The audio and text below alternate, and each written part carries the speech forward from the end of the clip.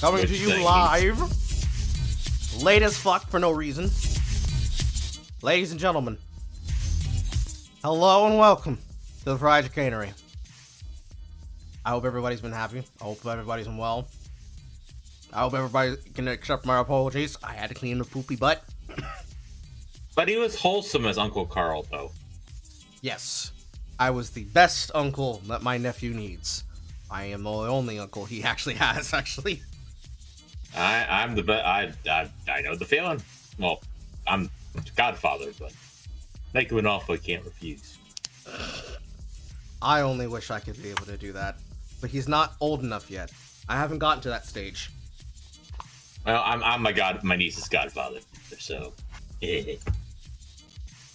My God, I have so many fucking godchildren. Yes. My family doesn't know how you call them.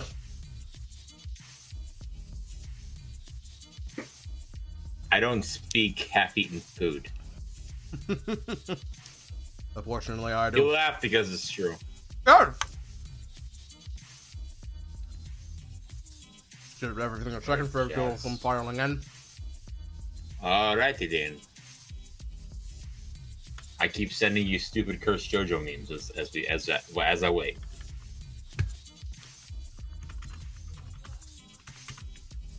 Some of them are actually pretty good, to be quite honest.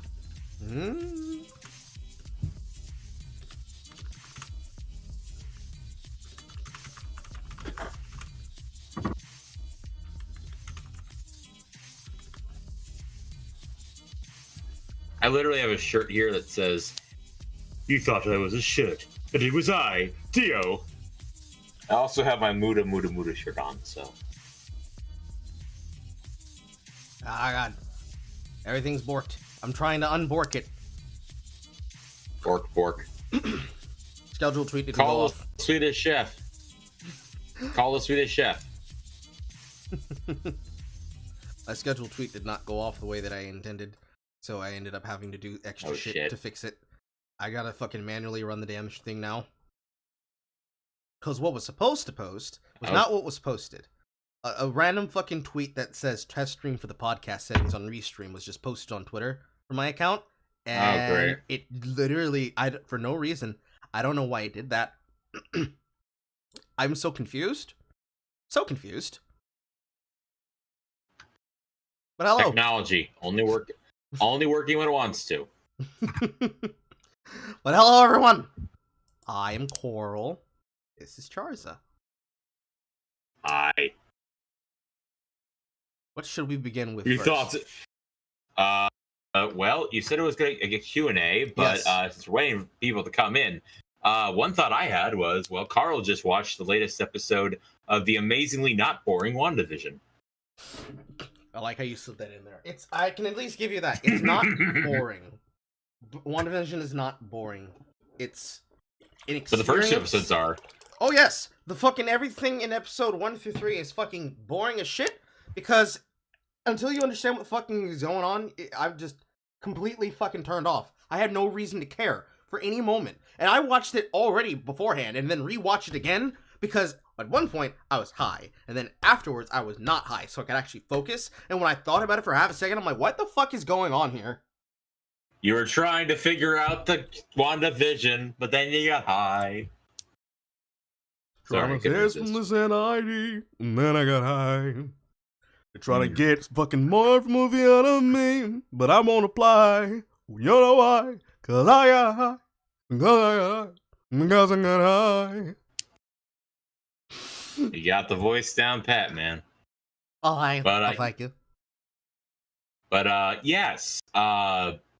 What is your thoughts of, well, I don't know if we should do spoilers or fucking what I should do, but, I mean, at this point, I'm not quite even sure. Because I'm pretty sure everybody's kind of watching it, but at the same time, would they really care if they were spoiled here? I don't know. Because honestly, I'm going to be talking with speculation of what's going to happen, to be quite honest. So let's take a little bit of time on that. Well, okay. Tell you what. Let's the I heard about the final shot of this, or what was going to be, what eventually became the final shot of this episode, the final reveal, and I was like, oh, that's it. It didn't fully hit me until I actually watched the episode, and they literally did the most self-aware. Oh yeah, we're doing this now. Like at first, I was like, "Oh, they're doing this," and then literally, they're like, "Oh, they're doing the what is her name? What is the girl's name from Thor?" That was basically Lindsay Ellis. Lindsay Ellis was like, "Oh, they're doing this thing," and I'm like, "That's what I just said." Kat Dennings' character, fucking Darcy something. Kat. Let's call her Kat. We'll call her Kat. Yes. I'm pretty sure the character's name is when Darcy. She said, when she was like, I'm like, I literally tweeted, I'm like, that's the most self-aware way of basically saying what we're all thinking. You know? I mean, I will give the showrunners this. The idea of quite literally having this set as like their version of fucking with the reality of things, which by the way doesn't make sense because she got powers from the Mind Stone. So if her entire thing is she's able to fuck with reality just because she's got pure exposure to the Mind Stone and now she's ascending past her limitations. I don't get it. That. I don't fucking get that. I'm gonna call that sus. That's not how anything works. And you can't say, well, it's different. No, you're working off the MCU canon. This is half the reason why people had problems with begin with. You're working off the MCU canon. And if her powers come from the Mind Stone, then that means that she's forcing people to live in this version of reality. But if this whole thing is just literally her fucking with things and changing them, literally, physically changing them, then... Okay, let me just... It just fries my brain. It just fries my brain, man! Okay, first off, I know you half mentioned this in what you just said, because you said we're going with MCU canon, and you and I both know that these are things that she does in the comics. Yes. Obviously, she doesn't have that same origin in the comics. Yes. So, but I want to make sure I clarify, because I can read what you were saying there, but you know, just so people know, if you don't know, one of the arguments people will likely make is, oh, they're making her like the comic. But here's what I will say and Carl's like, yeah, but she in the comic she's a mutant. In this, she got it from the Mind Stone. Well, there's two throwaway lines in this episode that I feel like, well, actually, two throwaway lines in this episode and one half mentioned concept that I was thinking about the other day. Okay, so remember when there's a scene where they're debriefing and they basically go over everything we know as the audience to catch us all, so to speak. That she got this power from the Mind Stone like her brother, she volunteered. Same thing with Vision, basically had the same kind of power set, or like same origin and all that other stuff. Mm-hmm. Remember, when I talked to Carl earlier, I had told him they name dropped Captain Marvel in this episode. And it's in relation to the fact that she also got her powers from the Stone. But Carl, did you notice how Monica sounded when Brie Larson was brought up? It almost sounded like us. She's about as disgusted with that woman as we are. You know, it was kind of a kindred spirits moment for a brief second. So, and again, Carl. Here's one thing I will point out in relation to that. How does essentially the Tesseract from what is that? A Wrinkle in Time? It's literally the thing from A Wrinkle in Time that looks like the Cosmic Cube. Mm-hmm. How does that make Captain Marvel the strongest Avenger? Or rather, how does that same Tesseract power an entire army of Hydra if it's a space stone? This is where the brain begins to fry again, because this is one of those things where, like, an immediate answer would be, well, you see, the Cosmic Cube, but it doesn't work because you have fucked with the idea of the Cosmic Cube. Because... No, Carl. Yes. Carl. I'm not saying the Cosmic Cube. I'm referring to an in-universe as the space stone. Yes. I'm referencing something that people brought up the first time they ever saw the Space Stone in, like, the Tesseract Cosmic Cube form. Mm-hmm. Because first off, fuck Disney. because I know so many people who love to run to the argument of, well, you see in the comics, this is what they get, and I know about the comics because I read them. That doesn't work because you've decided you don't want to go off the books. You wanted to make your own shit. So if the books matter, then you're going to have to succeed that problem and just say, well, you fucked it, start over, go back to the writing board, come up with a new idea. But that we're 15 years past that point. So at that point, my argument to that would be, well, you see somebody in the writer's room didn't pay attention. Because that's going to be my complaint for a lot of fucking Marvel movies. And a lot of fucking Marvel products in Phase 4. Because they're shitting so many of them out, specifically to try and get on that margin, so they can try and recoup their losses from fucking losing $60 million a day. Yeah, that's been amazing watching this massive titan of a company who I actually, as like a teenager, got mad when they bought Pixar. I was pissed as hell. Seeing them bleed out like this is cool. It's a wonderful aesthetic. But there is something they mentioned in episode 4 that I will bring up. Notice when Kat is looking at it at first, when she's first analyzing it, she refers to it as this kind of energy from the beginning of the universe. Yes, the Big Bang energy. And Big Bang energy, Big Bang attack. Anyway, but there was something, I was thumbing that around in my mind the other day. I remember because I was driving when I was thinking about it. Mm-hmm. And it hit me. I'm like, wait a minute.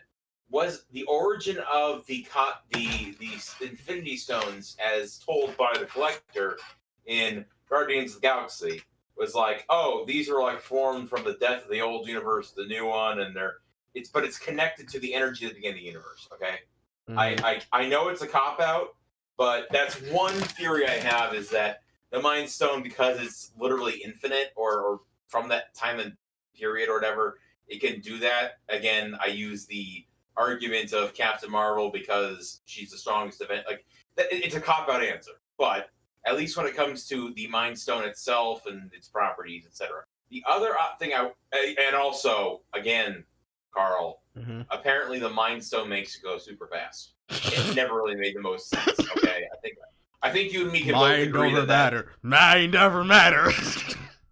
They got to find a way to save it. Well, I will say there's one other argument I have, and this is one that after this episode, I've really starting to formulate in my mind, okay? There's been a lot of theories about this show. And this is where I really wanted to get into it. So we're gonna lift the veil of sorts and go full spoiler territory up here, okay? Because I've been tiptoeing around it, but I feel like my theory here, it relies heavily on knowing what the twist is here. Okay.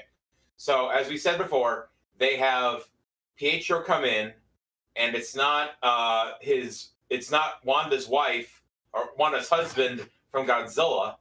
No. It is not the guy that played it originally. It is the better.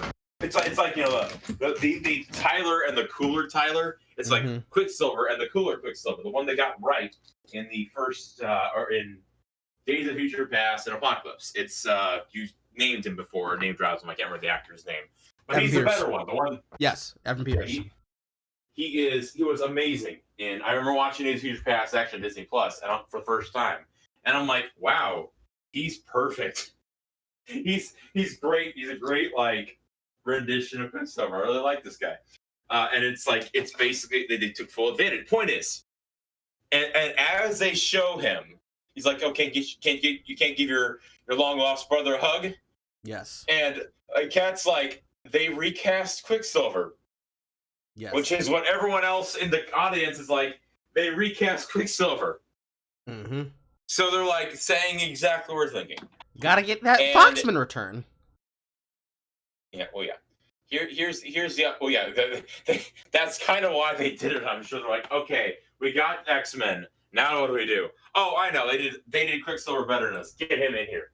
But this is the theory. This is where I'm going with this. Because there's two separate angles here, or two separate facets of it. One was what they were saying. I was hearing the theory beforehand, and then this whole thing happens, and they recast him, and they acknowledge it, which is different. Like it wouldn't make as much sense, this whole idea, my thoughts, if they hadn't acknowledged the fact that it's a different guy. Like if the people there were like, oh, it's Quicksilver, they didn't actually say, wait, it's a different Quicksilver. That's the key here. So, okay.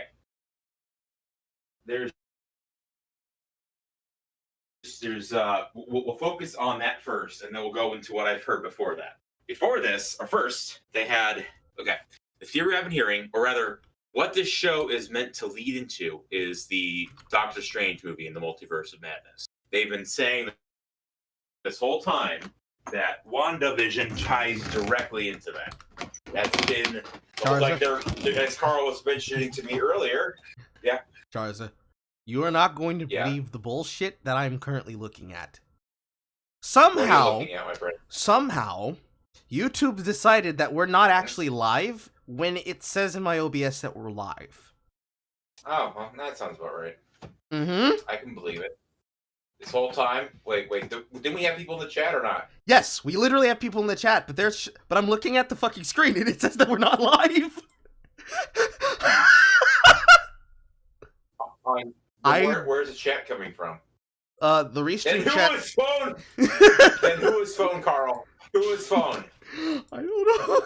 I don't know what's going on. I don't know, man. I don't know. Carl, are we in WandaVision right now? Are we WandaVision? Yes. This is our sin. This is the sin that we get. For some fucking reason. This is our sin. Then who was... Carl, who was phone? Yes. No. Then who was phone? Okay, now I can see myself over here. Then who was phone, Carl? It was probably my butt. I don't know. Now it's telling me that we are live, but it was saying that we weren't live. Carl, well, you not get the joke I made. Yes, I did. That was the whole point. Yes, I used to. I used to be on 4chan. I know. You can't tell. You can't show off a power level. We can't show off a power level, man. It's live on Twitch, they say, but it's saying that it wasn't live on YouTube, but it should be live now because I'm looking at the feed. Okay. I am so confused. Oh my god. So the lesson to learn here is that we can't fuck around inside of the dashboard because it just doesn't like going live when I tell it to. Sounds about right. Hello, YouTube audience. Hello, Twitch audience. We're so sorry that we bungled. It's just all over the place. We're working it out. Murphy's Law takes effect. Voiced by Weird Al Yankovic. But anyway, okay. I will cut to the chase because I've been rambling like a madman. And I'm sure chat's annoyed by that. Or maybe they aren't. I don't know. I'm an ADHD masochist. My thought, here's the idea. Multiverse of Madness ties directly in. And we now have essentially what the implication seems to give off, is that she probably yoinked him from another universe. It's possible. I know, as you said, comics aren't relevant entirely here, but in the comics, or even in the show, they acknowledge this is beyond anything they ever seen or do. Okay. Mm-hmm. And I have an explanation for that. But an asshole? In the comics, Mephisto actually. I mean, yeah, Mephisto, but an asshole. Something that nobody knows about, so there's no explanation for it. Because it's not in the show. Well, they might explain it in the movie. I could see them doing it. Like, holding off. You want to know how she got this power? Oh, well, watch this movie that's never coming out.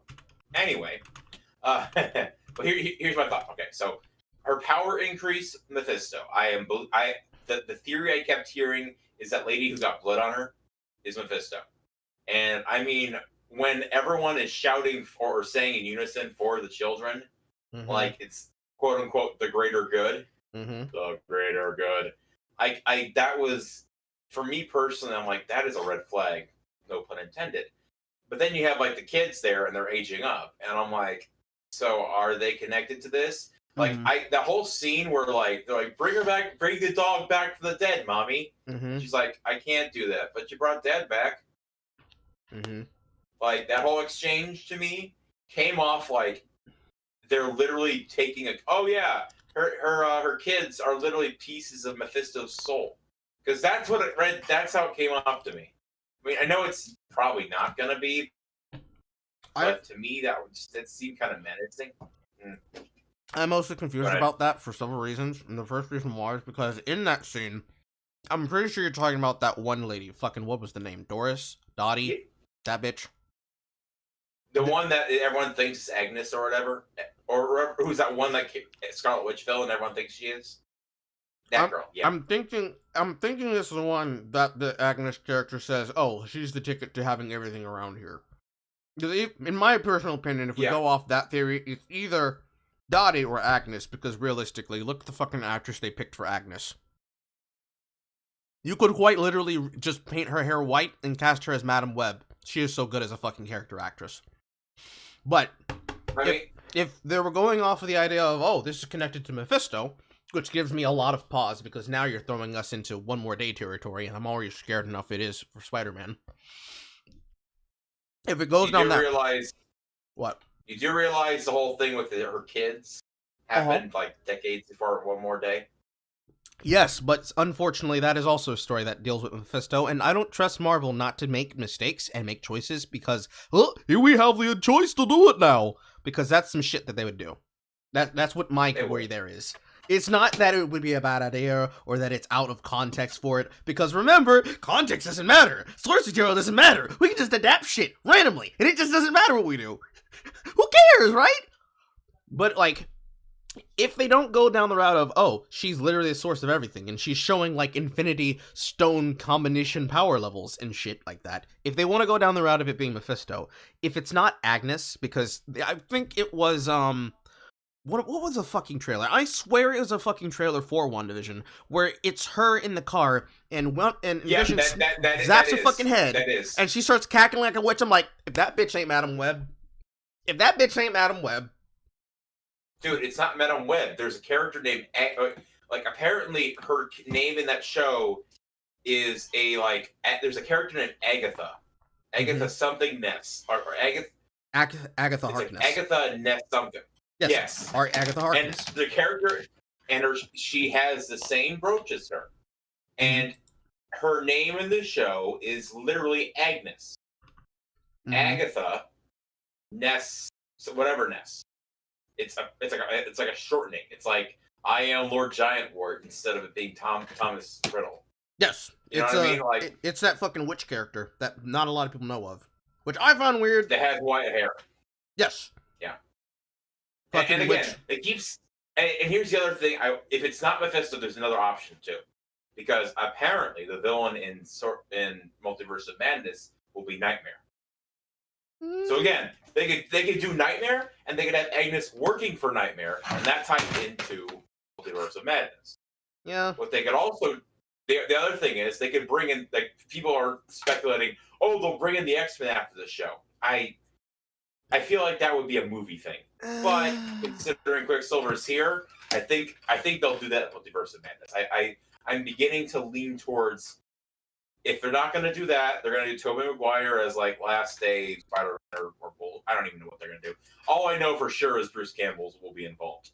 The only thing I can tell you, especially about when it comes to Agatha Harkness, and I'm totally not fucking using Google to fucking look this up because I needed to jog my memory, is that's a Jack Kirby character, right?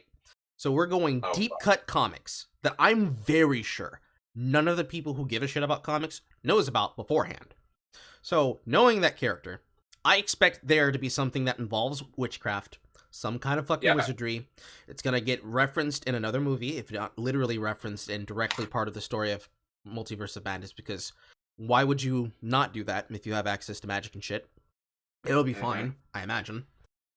But it's a whole, I don't fucking know, and no matter what it is, find whatever the perfect answer that will make everybody happy is, Disney's going to do the WWE writing thing, where they're going to see that answer, and they're going to say, nah, too much money, dumb it down. They'll take it anyways.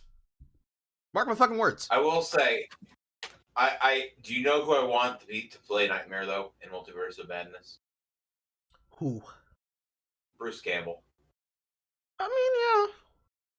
Sam Raimi is directing it. He's gonna be involved. You know that. I mean, at this period of time. Well, how fucking long ago was Ash vs. Evil Dead? Wasn't that fucking done? It's done. But we got like 3 seasons worth. I swear there was a 4th season. I swear there was a 4th season. I mean, I just There was hallucinated 3 that. seasons. I fucking love Evil Dead. Don't get me on a ramble because I will not stop. Eh. I swear I there don't was know more. dress up as Ash. That's one of those shows, Mhm. along with like American Gods, that you expect more seasons out of because there's plenty of material that you could have gotten out of it to adapt into the show. Yeah. Again, Stars canceled after 3 seasons, which is sad. I admit that. They canceled American Gods. I thought they fucking put that shit back up. No. I meant by Ash vs. Evil Dead. Stars canceled it after season 3, even though it was doing well. Rest in pieces. Come say, come saw, come on my toes. Exactly. Wait. No, I'm not a foot person, dude. Neither am I. I'm It was just fun That's to a say. good question. Yeah, fair enough. It's fun to say. Half the shit that comes to my mind is something that is fun to say. Just like it's fun to shit post on Twitter. Yes. More importantly, audience, do you have questions you would like to ask us? From diddly like Twitter. Wait, what that? All I can hear is I'll hear like little things as you say, and I'll like just kind of like my mind repeats it in a scrambled way. By the way, God, because I personally haven't been really that excited for MCU until honestly episode 4 hits, and I was like, oh wow, I'm actually excited for once involving Marvel again. Okay. But I think like the vibe I'm getting from you here, Carl, is that you honestly just don't want to see them fuck anything up, and you're like, I just want it to die, basically, and I don't blame you. It's not so much. I don't trust Disney. It's not so much that I want it to die. It's that I want them to not fuck up everything because they were trying to be clever. Because that's the running theme when it comes to a lot of things with entertainment in general. Because we were talking about this before we went live, and I apparently am bleeding, but I'm not going to care about that. That was something that we talked about before we went live, where it's like, you have all these things that Hollywood's trying to make work and make happen, and it's like, none of us fucking care. Because we're literally just watching anime. This is Yeah, go ahead. You explain it. You explain it better than I could. Like, you made mention that the fucking, well, it's not the film board, but I'm pretty sure it's pretty much just mainline Hollywood. Just all of the firms that would be involved. It was MPAA is what it was. Okay, so it was them exactly. Fuck the MPAA. But they're going after all these things that are being produced with content about the streaming site Nia.c, and it's like it's a torrent site. It's a torrent site. Yes, the torrent site, and it's like you're going after them because their shit's being watched, but not yours. That coming right on the heels, and that's coming right on the heels of the fucking bill. So it's like, wow. So what to fully explain the humor in this is, I think I was watching this Reggie Gold Needle. He was the one that brought this up. But I guess the MPAA has been hitting one of the biggest torrent sites in the whole planet. Yeah, as he said. And it's exclusively anime. And what I turned to Carl was, because we were talking about piracy and all this, and I'm like, I found it amusing that the MPAA, which is representing basically all of Hollywood, is saying, oh, you need to take all this shit down from this website that hosts only anime. The only money they will be losing is if they license this. It's not their shit. They're basically they would have to license it out. And I turned to Carl and I'm like, this is a tacit admission from them that their shit is so bad it isn't even worth pirating. And I found that rather amusing. Just amusing. I find it hilarious in general because, well, that's what you fucking get, bitch. I don't fucking care if you fucking co-perceive. That makes me want to watch it more. Yeah, it's like Cry Harder. But the thing is, then you have like, what is it? Like Crunchyroll and other companies trying to literally get in on the ground floor of like getting in the anime production committees. And I'm like, yeah, that's going to work. Good luck with that. Fucking Viz Media, Crunchyroll, Funimation, the stable itself, and a couple of notable members and fucking editors from there, especially including the likes of Jamie, why the fuck are you here? Please get the fuck out, Marchie. Because, you know, yes. It wasn't enough that you embarrassed yourself. because of the Weeb Wars. It wasn't enough that you had to have your shit pulled out in public. It wasn't enough that people had to learn, actually, you are just inserting politics nobody cares about into fun-loving anime that is etchy in nature, but you have the audacity to say, no, it's not us that you should be worried about. It should be that very religious man who asked women would they like to fuck, and then when they said no, he said, oh, okay, and then went about his business. That's the man. Get him! It's bizarre as shit. It's bizarre as shit. Yeah, well, to be fair, I mean, there was something I was going to bring up. God damn it. The funny thing about all this, okay, it wasn't enough. They had to get red barred to make basically a fluff piece about, well, actually, what you're doing isn't actual translation, because literal translations is what we get, how we get Juang, you know? And it's like, really? Like, I she blocked me because I'm like, dude, what about this example? What about this example? Well, watch the video. I said it, but yes, but there's more examples that you didn't cover in there. And eventually she just blocked me because I'm like, I'm pointing out like all the holes in our video about it where she ignored all this shit. And then she's like, but in the video, I'm like, yeah, but you didn't cover this in your video. Look at what I have here for you. Look at this evidence. And she just blocked me because she couldn't handle it. It was amazing. It was fucking amazing. See, my entire thing when it comes to my entire fucking mindset when it comes to sub versus dubs is I don't give a shit. Realistically, I don't give a shit because I want to watch the product as soon as it comes out. I don't, even as a voice actor, I don't care about the subbed product because it's made for two different audiences. If you have a person who wants to watch it because, oh, look, Johnny Young Bosch is one of the voice actors, go the fuck ahead. I don't care. Jeremy Lee, whatever that fucking guy's, Kellen Goth, all these people who are coming up in the business, I don't care. Watch it if you want, but don't come and cry to me that you get spoiled. Golden Wind had one of the best dubs of recent memory.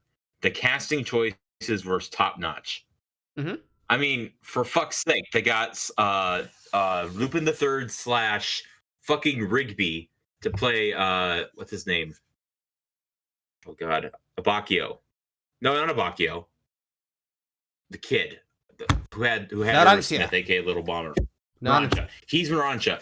They got a guy who I guess got his start in the Five Nights at Freddy's games. Yes, Kellen Goff. They chose him as Dalvalo. I agree with it. And I was blown away because his voice for it was the most gravelly perfection. I was like, I'm like, who is this guy? I must know who he is. But yeah, I agree. It's like it. But the funny thing is, just like you got to add all this shit in. You got to make puns. And it's not just in the video game or not in the cartoons. Apparently, I found today I learned out that someone in the localization team for Sega added Rustling Jimmies into the original Yakuza translations. I couldn't believe it. I was like, what? Nani? Whatever. Like I'm so sick of memes. Realistically, sometimes it's okay because, as we should all know from the 90s, some anime products are better in English than they were in Japanese. And sometimes... Look at me, you Samurai Pizza Cats. And sometimes it can be okay, especially if it's fun, and there's nothing but fun. But the problem with it nowadays is that there is no fun. People are taking the fun out of things, and then when people say, hey, they took my fun thing away, you have some fucking person who just jumps into Twitter and with the most antagonizing voice possible goes, oh my god, man, be mad, man. Can be upset about that. How can you be mad that they took away your fucking cage? It's just bad cage. Why are you so fucking mad, right? You care, right? You're right. That shit irritates the fucking life out of me. Because not only can I hear that voice in my head whenever I'm thinking, but it never goes away because these people live to antagonize people, and then they get surprised why people don't like them. And when you tell them the reasons why people don't like them, they're like, well, I'm the person who's reporting on it, because this is the main problem with anime YouTubers. Specifically about this, there's a thing that somebody tagged me about earlier in the week, actually, as I started setting everything for today and moving onwards up. They tagged me, and they tagged Necro13 and a couple other people, because Joey the Anime Man was sad that there was no real salt that came out of the premiere of Redo the Healer, because there was a video that he made that I ended up reviewing on a podcast on my channel, where his I entire remember that video. where his entire fucking thing was being smug about, well, I didn't pirate the book, I bought it correctly. It's nothing at all like Claymore or Berserk. And it's like, no, it's not. It's something that's been made for the season. Because they're adapting something that was made for people to consume. The same way they did Gobslayer, the same way they did with Shield Hero, the same way they did with In-Species Reviewer. You know, that thing that Funimation decided to drop because it didn't meet their standards. Meanwhile, did you ever hear about this little fucking thing called your back catalog? Man! I wonder where your brain was at when you guys were making fucking Testament of Sister New Devil. Where was your mind at when you were making fucking Heaven's Lost Property? What was going on with B Gotta HK? Which in translation is B Cup Slut. And all the other things that you are adapting that are literally ecchi.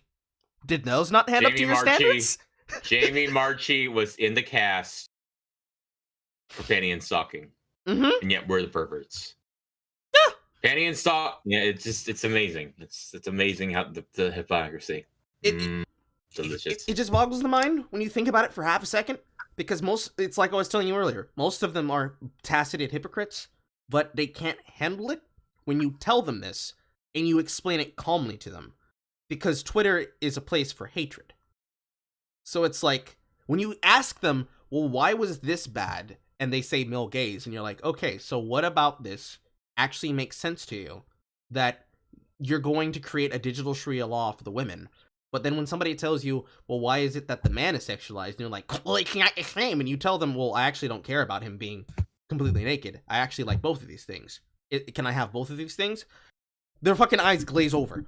I've literally seen it happen on tape. Their eyes glaze the fuck over and their brain resets.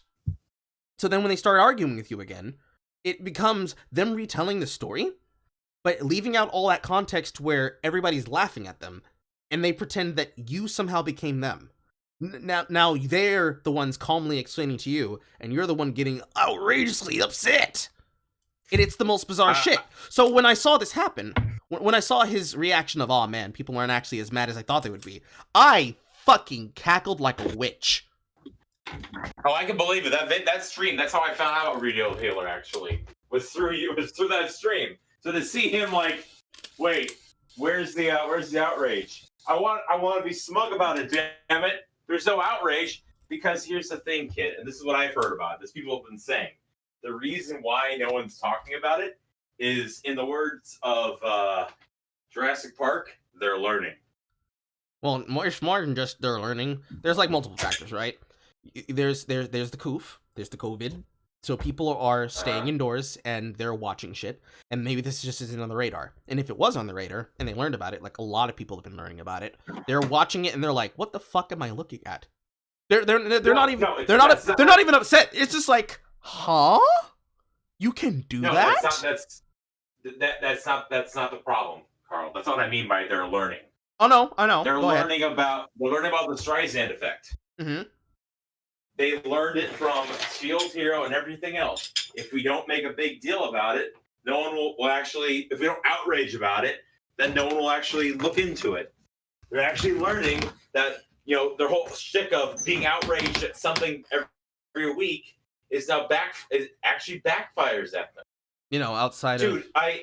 Outside of the he/him account, 14-year-old, age of consent 1 to 15, the fucking he/him hate communist super stand. I'm trying to remember this fucking bio that I read before, and it's just words, brain damage, words, brain damage. I love communism, but I also hate corporatism. But then a post about how they love corporatism when they censor the people they don't like. Words. Or send from iPhone. Crush capitalism, sent from iPhone. Yes. An oxymoron in 5 words. Crush capitalism, sent from iPhone. That's always what I say. But I will say, if you guys want to, hey, here's a little tidbit.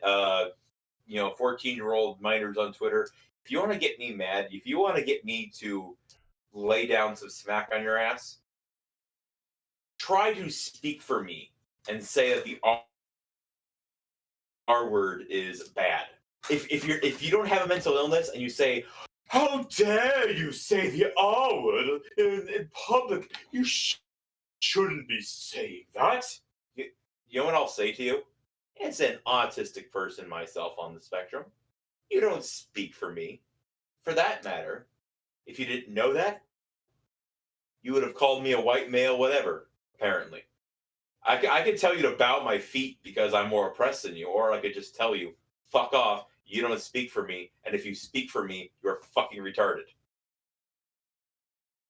And I can say that. It's my word. I I remember. can call anyone. Oh, Ricky Berwick. I remember somebody tried to get into an argument with me while I was making video replies while I was working on shit, Oh, God. and they really He's wanted always fucking. to use the word, you know the word, and I just started Oh, good. messaging them. Come on, just say it. And they're like, no, I don't want to say it. I know what the word is. I'm like, no, just say it. Just say it. It's like, well, I don't mean anything by it. I just know that I can't say the word. And I'm like, no, just say it. I'll say it with you. Will that help you? It's always fun, especially when they start throwing around words like neurodivergent. Especially when I see people like Seth Rogen going around the internet Jew checking people. God, are you Jewish? Are you Jewish?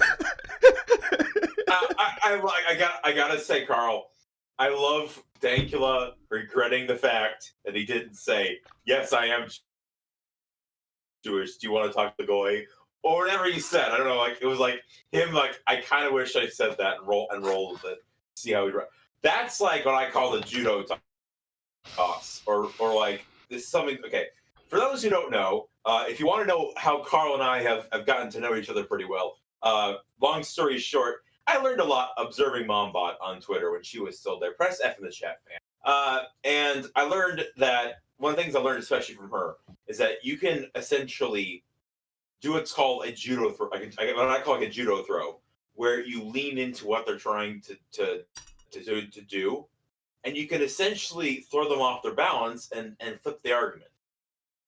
There was a situation recently, and I taught Carl a lot of this shit, and other people that he and I don't talk about in person. Oh no, I talk about them in person. I just don't respect them at all. She can lick my cock. Wait, we have to respect her, or there was any guys that we respect that woman? I don't even call her a woman. I call her a bitch. I called her an e-girl, and as you know, e-girls aren't women because there are no girls on the internet. Fair enough, but I think e-girls would speak too highly of her competence. Oh no, it speaks exactly at the level of her competence. No, e-girls get money. That is true. E-girls know how to manipulate people for money. That is true. I think you and I both know how little confidence Laura had on that. It was like the Spoonie situation. Mm-hmm. Like it's like one of those things. Like it's like no e-girl does that. No e-girl gets caught like that. So hence, anyway, the situation I'm referring to here, mm-hmm. It was quite fun. It was a Vosh situation, probably can imagine. So I don't know if you knew the whole background on this, or rather, I don't know if you know this was legit or not. But okay, there's someone. But you saw what Loping posted during that whole thing where there was I think it was the Washington Post or New York Post posted about how on Twitter, this pedo shit doesn't break our terms of service. I remember it, but I was not paying attention. Enlighten me in the chat. Well, okay, so Loping. Okay, you don't know the situation at all. Okay, long story short, this kid's was catfished and blackmailed. Said you got to make all this porn, or we're gonna show it to everyone. No, I remember that. I remember that part of the story. I didn't see what Loping said about it. Okay, so Loping makes a video. It's like I think it's one of those ones where they use the Giorno theme. Dun dun, like it reveals something. So the reply to the original post in the New York Post, and it shows a tweet of Vosh saying one word, based. and let me tell you this much. I at first was like, I would not disagree. He probably could have done that, but at the same time, I wouldn't be surprised at being so over the top that he did this as a honeypot like Loping usually does. He makes honeypots like nobody's business. I mean, he's basically the Chinese Winnie the Pooh, if there wasn't already a Chinese Winnie the Pooh. But this Vosh supporter, I refer to people who vehemently, swarm people who bad talk a Twitch streamer who's a grifter on the left, whether it be Destiny or Vosh. I call them flying monkeys. Well, one of them comes in and says, "Well, we didn't actually say that. There's no tweet there." I'm like, "Loping, do you have the archive for this?" He's like, "Why are you so willing to believe he said that?" I'm like, because he said all this stuff in the past.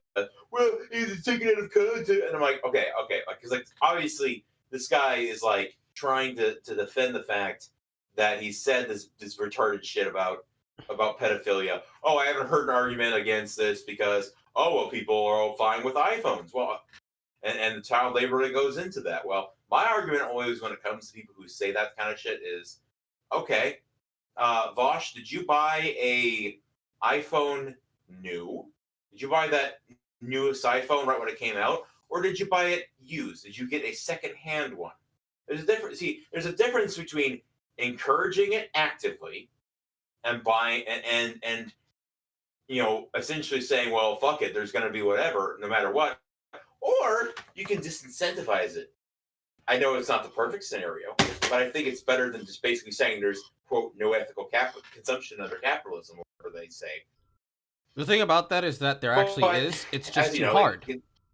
Oh yeah, but they're like, well, you can't do. But one solution that I have proposed and have said to people like this is, well, why don't you buy it used? Like hell, I scavenge up until I got this computer. I scavenge. That's what I do. The TV I'm looking at right now, I got it secondhand at the local game trade-in place.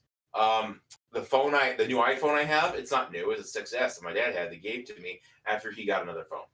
But like, I try and get things secondhand because I don't want to actively support this shit. I don't want to actively say, shut up and take my money. I'm someone who doesn't like that. Point though is this kid was like, well, he said that in relation to that man. I'm like, but then there's this. I showed a bunch of screenshots of him saying some shit. Well, we clarified that later. So like, basically, he had it's like when you're in the Church of Vosh, it's like you're taking ways, like you have all these things you have to pull up to defend your religion. Basically, it's like when I was in the Catholic high school, or if you're like in what is it, the Mormons or fucking Jehovah's Witnesses. Just for general parochial school, yeah, just for general parochial school. Yeah. So like it's like that kind of shit, but then he's eventually like, well, why are you so willing to believe he's a pedophile? Because eventually he got down to that where he's like, why do you think he's a pedophile, man? Why are you so willing? He said something along the lines of, why are you so willing to believe that he's a pedophile? Because I gave all these reasons why not, and that's where I found my opening. Because like doing this shit on Twitter, the judo fights, it's like a martial art. You gotta do some footsies, and eventually you gotta figure out your opening, find your opening, and you basically run with it. And I found my opening right there. Judocracy. And saying, yeah, exactly, yeah. So I turned around and I said, okay, so you're saying his argument was, or his question was, why are you so willing to believe that this guy's a pedophile, even though I've given you all this evidence to the contrary? And I simply asked him this. I said, okay, so you're telling me this is the standard you're setting here, is that you're telling me then that if all this evidence came out that said Trump, everything that you hate about Trump is this is the changes. Are you telling me that the first impression you had here is not going to stick? It's, they say first impression is always the most important. That's what I'm going with here. And obviously, like he basically then says, "Are you trying to catch me in a double standard? When I say the word Trump caused like 200,000 deaths because of COVID." He throws out some bullshit statistic. He's like, "Are you trying to like give me a gotcha moment?" And literally right then, I got a good solid laugh because I turned to him. I said, "No, are you trying to say I'm exposing double standard? No, I was under no illusion that you didn't have a double standard. I knew here that you had no intention of listening to what I said.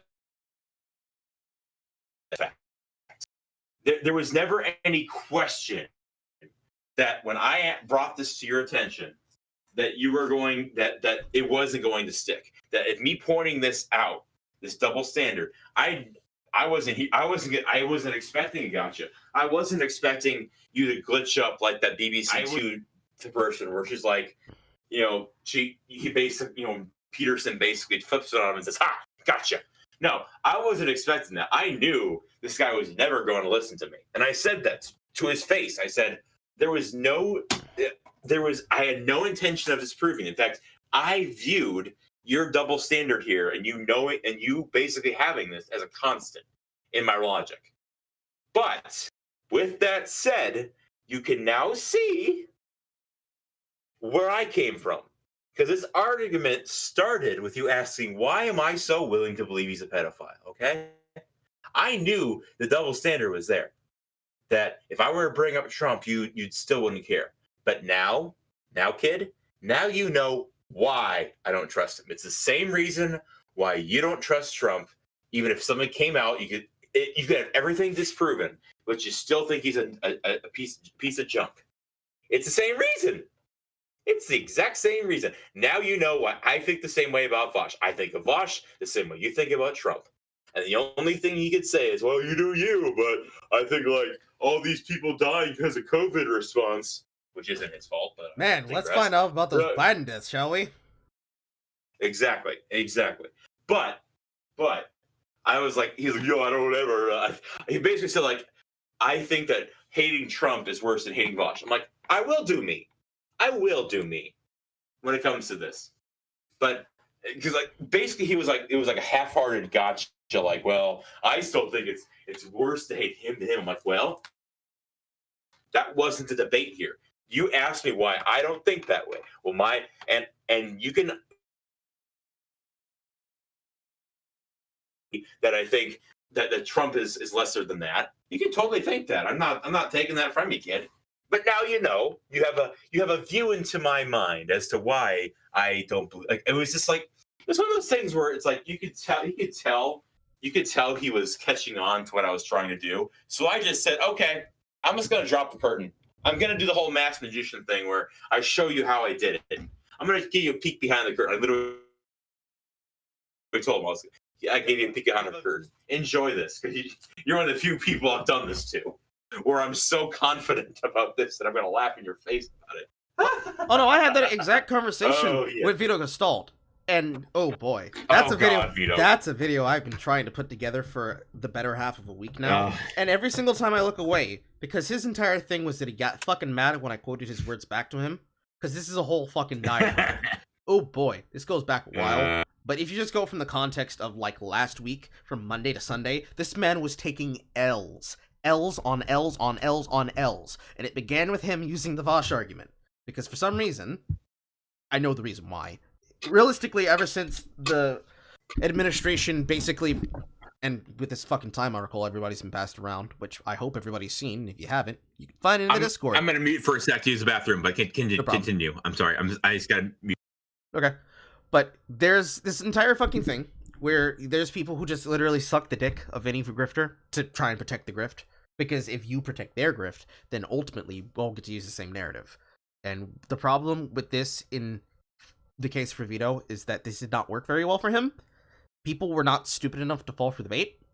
And what ended up happening is that he got himself embarrassed live on broadcast with Bounding Into Comics and Andy Signor, screaming at the top of his lungs, saying, oh, no, you're just a bunch of liars, a bunch of foldies, big fat foldies. And it just was bad for him, because his first problem is he doesn't like people archiving things, because he's petrified that people will figure out that he's a lower for troll. That's the first problem.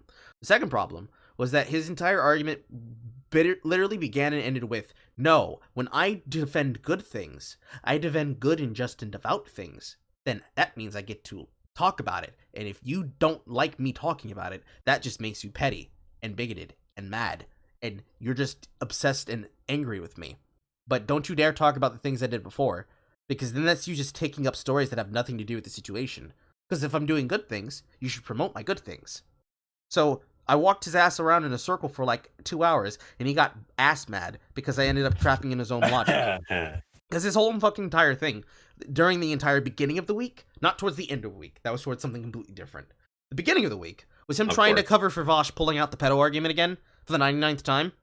Because his entire thing was, well, it's not good to lie about people, and I'm just correcting people telling lies. So when I interject, and I'm like, so you're going to pretend that everybody does not know that you regularly try to aggravate people to try and get clicks so you can monetize it for content? Because this was the big thing that ended up getting him in hot water on a regular case.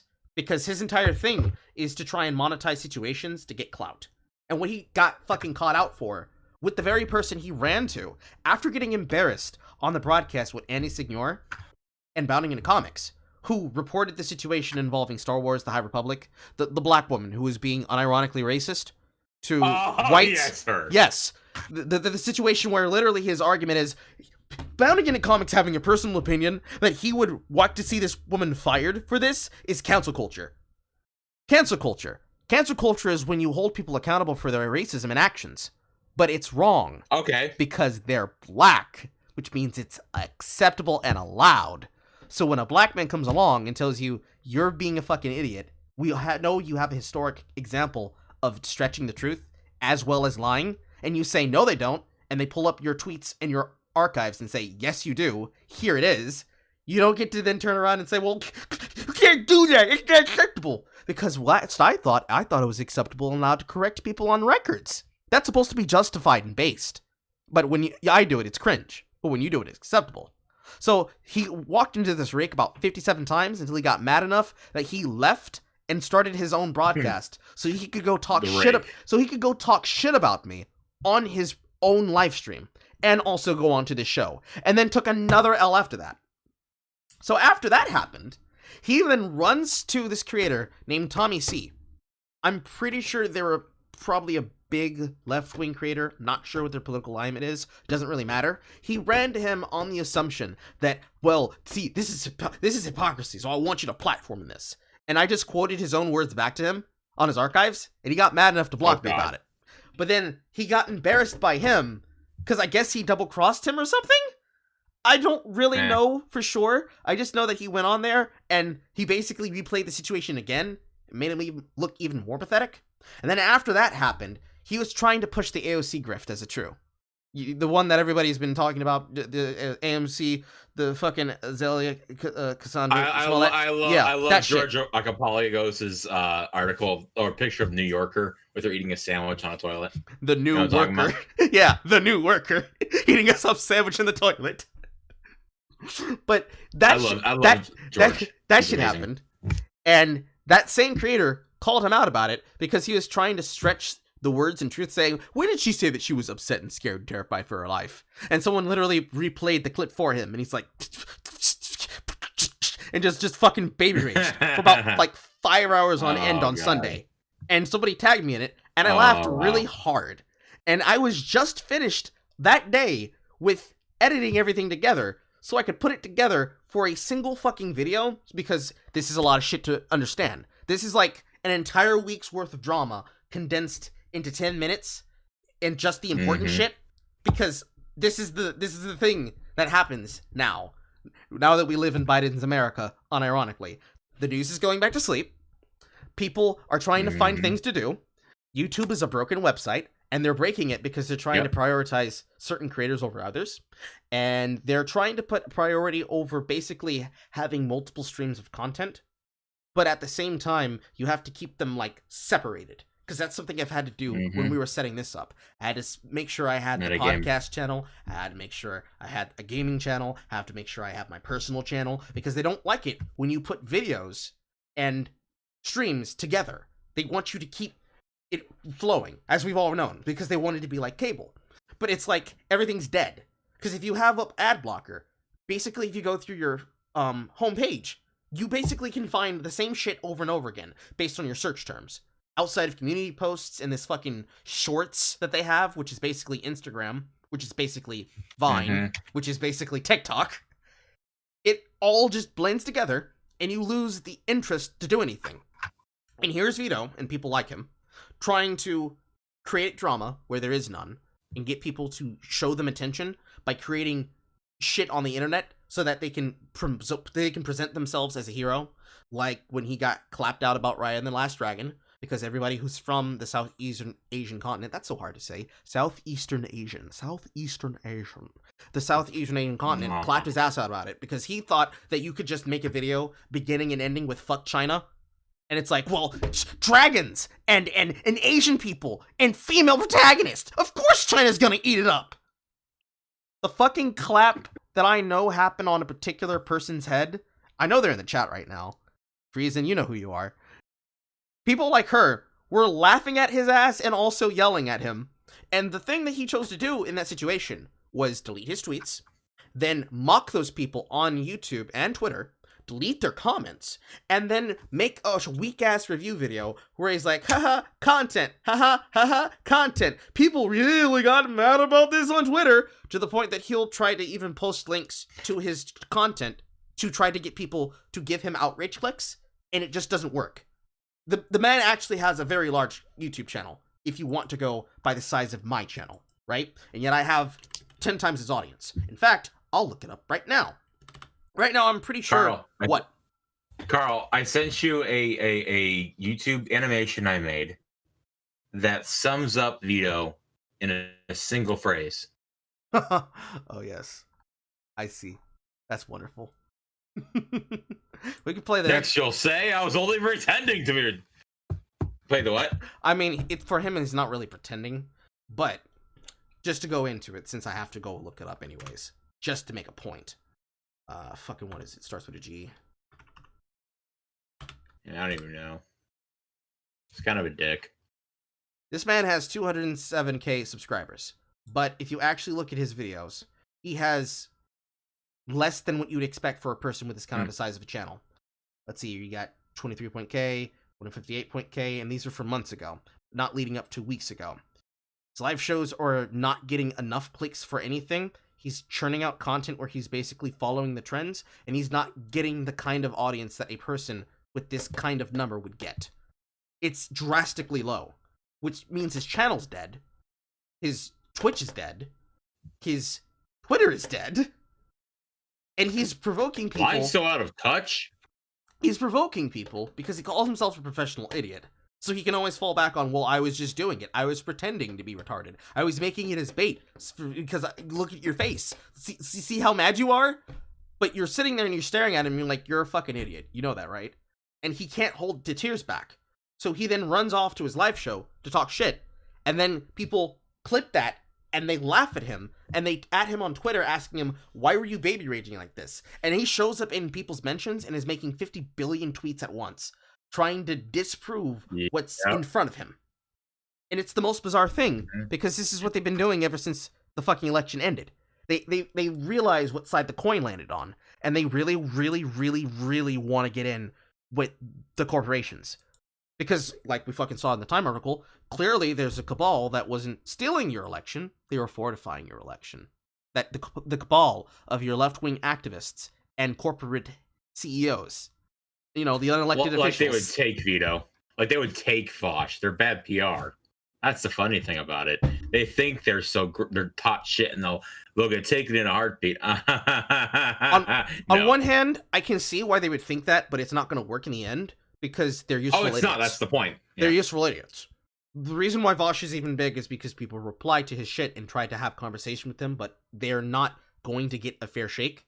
The most recent thing that I saw happen was Dev looking at the conversation between Not-So-Kraut, the Kraut and T, old fucking supposed Skeptosphere YouTuber, because they're either all converted or they all died out.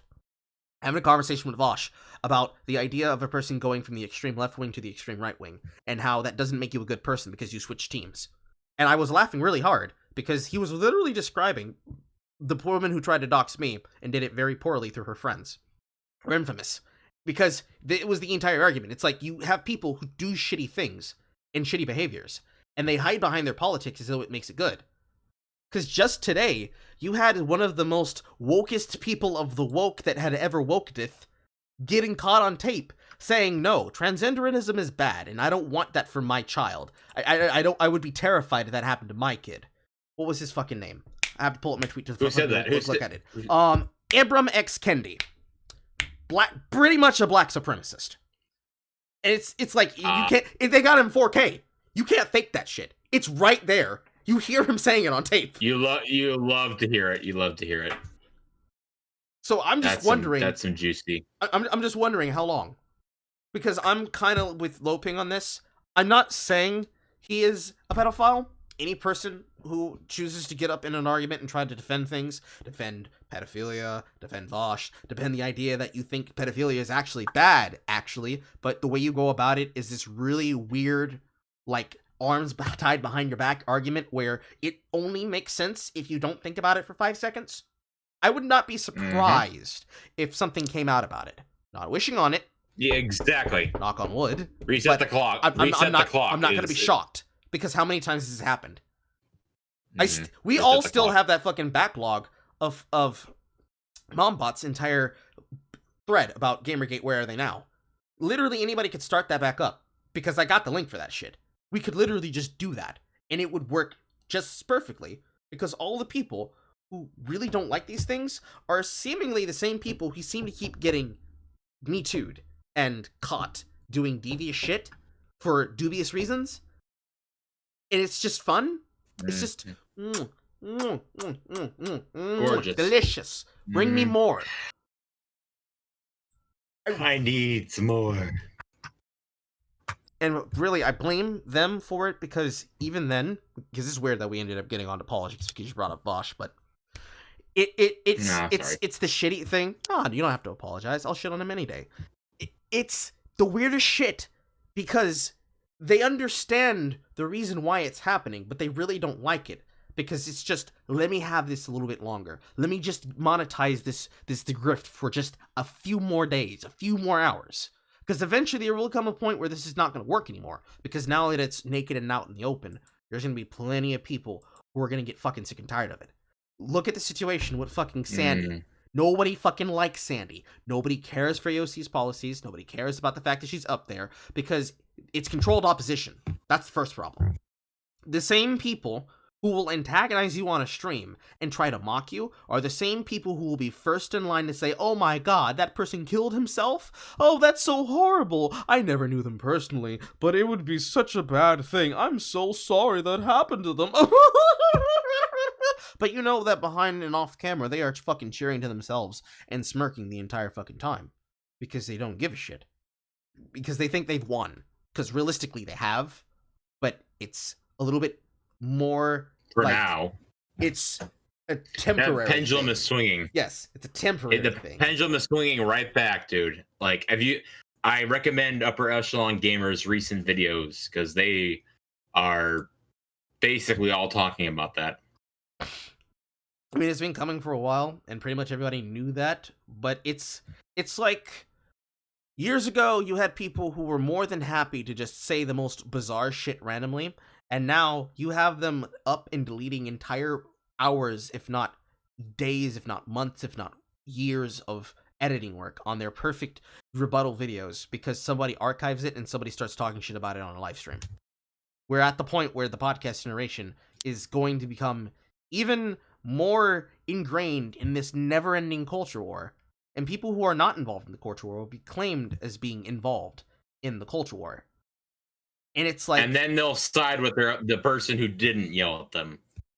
Well, That's I don't the even funny know. part. I don't even know that'll happen now, because when you have shit like Reset Era, you kind of can't pretend and say, "Oh well, we're on the good side of things." No, you'll call people who are black coons, and you'll literally antagonize them because they don't agree with you.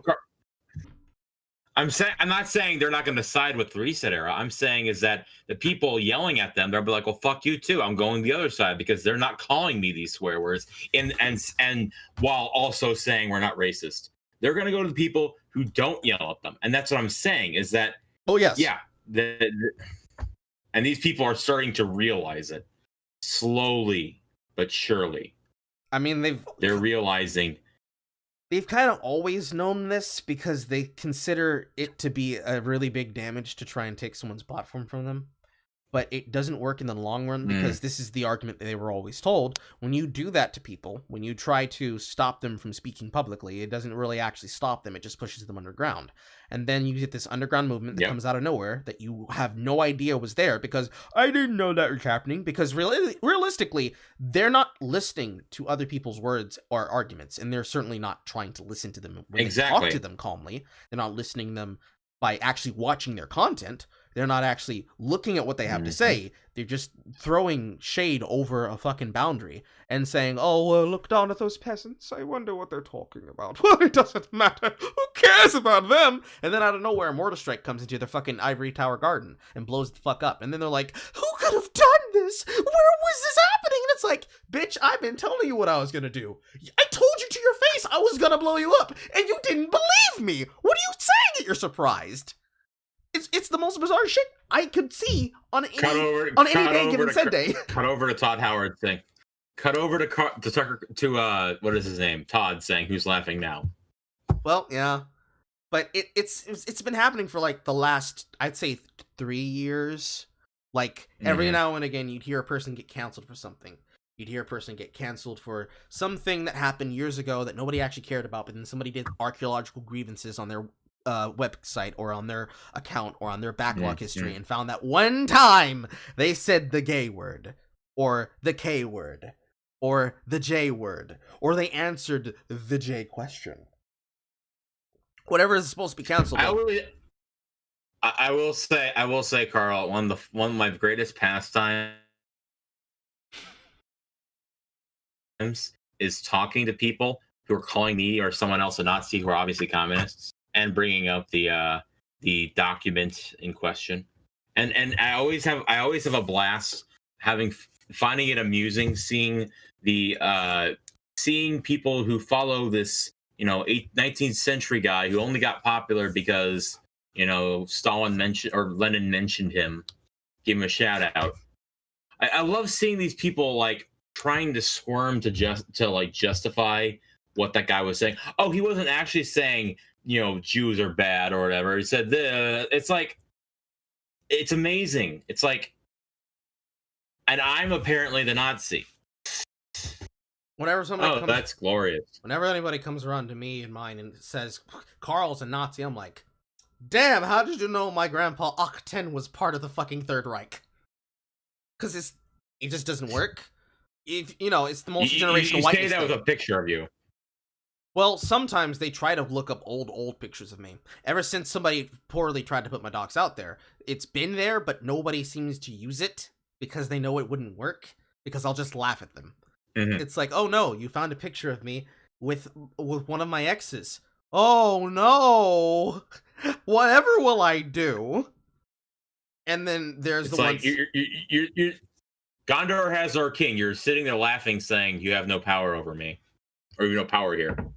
It's amazing. It's glorious. It's freeing. In general, it just tends to happen, and it goes along, and you try to pay attention to what's happening on Twitter, because sometimes you can actually find some really interesting conversations, or some really interesting fucking reactions.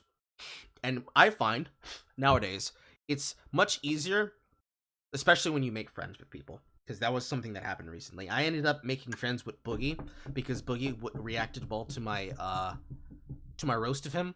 You know about this because we talked about this the other night. He reacted well to my roast of him while I was shitposting, watching Jay's stream about the fucking I can't even fucking remember. It was the thing that she went live for. I think it was the review that she was having about some video that she was watching, if she's not doing it literally right now. But when she went live with that, I got bored, so I just started scrolling through Twitter, and I found Boogie talking about, yes, let's eat the rich, concerning the fucking Robin Hood GME to the moon meme. And I'm like, bro, you are the rich, what the fuck? And what ended up happening is that he reacted to that well, did not get mad, made a reply video, was calmly talking about it, said, well, see, here's the understanding, and then he hit me up in my DM saying, hey, listen, if you want me to delete that, you can do that. I'll delete it, no problem. I just wanted people to understand where I'm coming from. I'm like, my N-word. And meanwhile, on the same side of that, Movie Bob got really fucking mad at me because I was right about WandaVision. And not only did he reply to it, he looked at the tweet that I sent him where I was mocking him. And he then goes to go look for the vision about the WandaVision tweet, because I'm assuming he just decided to use advanced search in my account history to try and find any tweet where I was just being a monster, and he couldn't find any. So then he looked up my take about WandaVision and was like, how it feels to know that these people are idiots. And I'm like, you are fucking pathetic. Are you looking at a mirror? It was weird. It was just fucking weird. You never know those moments where it's like... being weird, perish the thought. It's not like I've seen him say, oh, I haven't been tested for autism, so clearly I don't have it. Real safe. Or when he gave Christine the recipe for the Mountain Dew chicken, he actually gave her the recipe. You know, Christine the Tasty. I remember. I was there. I saw it. Oh, that was a glorious moment. It's just it was bizarre, because it's one of those moments where you know a person. It's like, you know, when a person has to be on a stage and they're telling a joke and they get heckled by an audience member, so they have to think fast on the moment and think of something improv on the fly. Bro, you had literally time. You had so much time, and that's the fucking comeback you come up with. Like, you see that I'm making these things verbatim as you're replying to me, and you see I'm coming up with these hits. You have to think fast on your feet, Bobby. You gotta think fast. Why are you not thinking fast? Isn't this your job? Bob doesn't think fast. He edits like it's 2008. And you think he thinks fast? I'm just saying. Hey, I'm just saying that fucking tracksuit, the fucking jumper he fucking wears. That thing fucking edits like it's 2008. Because, oh my lord. I mean Stardust? I knew I was going to get a laugh out of you because I caught you in left field. Oh my god. No. Carl. 2 words. 2 words. Nipple placement. Don't make me think about that. That's evil. I know it is, because now you can't get out of your head where his nipples were in that onesie. That is actually a good point, I have Robert. caused another victim. I can literally unnerve people with those 2 words when it comes up. That is a good nipple point. Placement. I'm not sure if he's high functioning. I am barely sure he is functioning, period. Oh, he lives in his parents' basement, but it's actually in a below ground apartment. But whatever. Like, remember when even fucking as stupid as he is, like Chris Ray-Gun was roasting him for that. Like, technically, actually, it's not a basement with a parents' basement. It's actually this. Oh wow, you really showed that person. Yeah, ouch. Never gonna recover. For me, it's in comparison, I can faintly remember when someone was trying to mock and say that I lived in my parents' basement when I've literally lived in not 1, but 2 different houses. Technically a 3rd one if you count the one I was transitioning to move into this new one that I live in now. Telling me that I lived in my mother's basement, and I literally walked from my bedroom to the door outside and laughed at them for this. And they literally deleted their entire internet history. Like, no fucking joke. That's when you know someone's coming for you, when you're that positive about it that you just literally walk outside. I mean, it's common. I can smell the fear from them. If they deleted it, they're like, "Oh God, he's coming! Oh God, he's coming!" Do you know how? Yes. Do you know how funny that is? I know. Just knock on the door. Hello, bitch, it's me. That's someone's nightmare. You know that, right? Oh, I'm sure it is. I can believe it. I mean, seriously, you have a voice for it. If it wasn't that, it is now, motherfucker. But we get back on the thing that we were supposed to talk about in the first place. Technically, this is a Q&A session for us to talk to you in the audience. So if you have questions, go ahead and throw them at us. We're just going to keep riffing and talking like this. I'm literally scrolling through trying to find some assets to mine on DeviantArt of all places. Weirdly enough, what I think I found. Oh, that's right. Yeah, I didn't realize this, but I guess that Taiwanese Asagi game brought in Ingrid of all play people from a certain adult animation show thing. Anyway, onward. Hmm. I sent you a link to it anyway. It is. Okay. I'm just like, I'm looking through because like I need to get this Dr. Robotnik because I want to rig it the way I rigged the 2 models we had. Because holy shit, like the rigging process that I did for our models looks so. I love it. I love it. I fucking love it. It's amazing. There's not many things I love in this world. Surprisingly, my love for a lot of things doesn't seem to go higher than my love of food, and specifically fried chicken. It's actually really weird. Gee, I wonder why you named it. Gee, racist. Is it racist if it's delicious? No, I'm just saying that's what people would probably say if they didn't know you pretty well, like I do. I don't even know me very well. There's some days where I just get up and I look at the mirror. Yes. Carl, did you forget how to eat again? Quick, I'll get the funnel. No, there's just some days where I just get up and look at myself in the mirror and I'm just like, I wonder what lie has been made about me today. Because I used to have a really bad habit of I like the funnel. Of just specifically looking to see if people would talk shit. Because it was a little bit of like a fun... It was like a fun exercise. How far has my reach gone what this kind of week? Oh yeah, living rent free in people's heads. I'm like that from Mars Girl. Really, it just started as just like... It's amazing. People would try to roast me, and then I'd pop up in their mentions, and they'd get really mad and block me because they don't like me laughing with their joke. The last time it happened was when somebody actually tried to compare me to Cleveland Brown, and I ended up making it as a profile picture for like, what, a month or 2 months? My name is Cleveland Brown.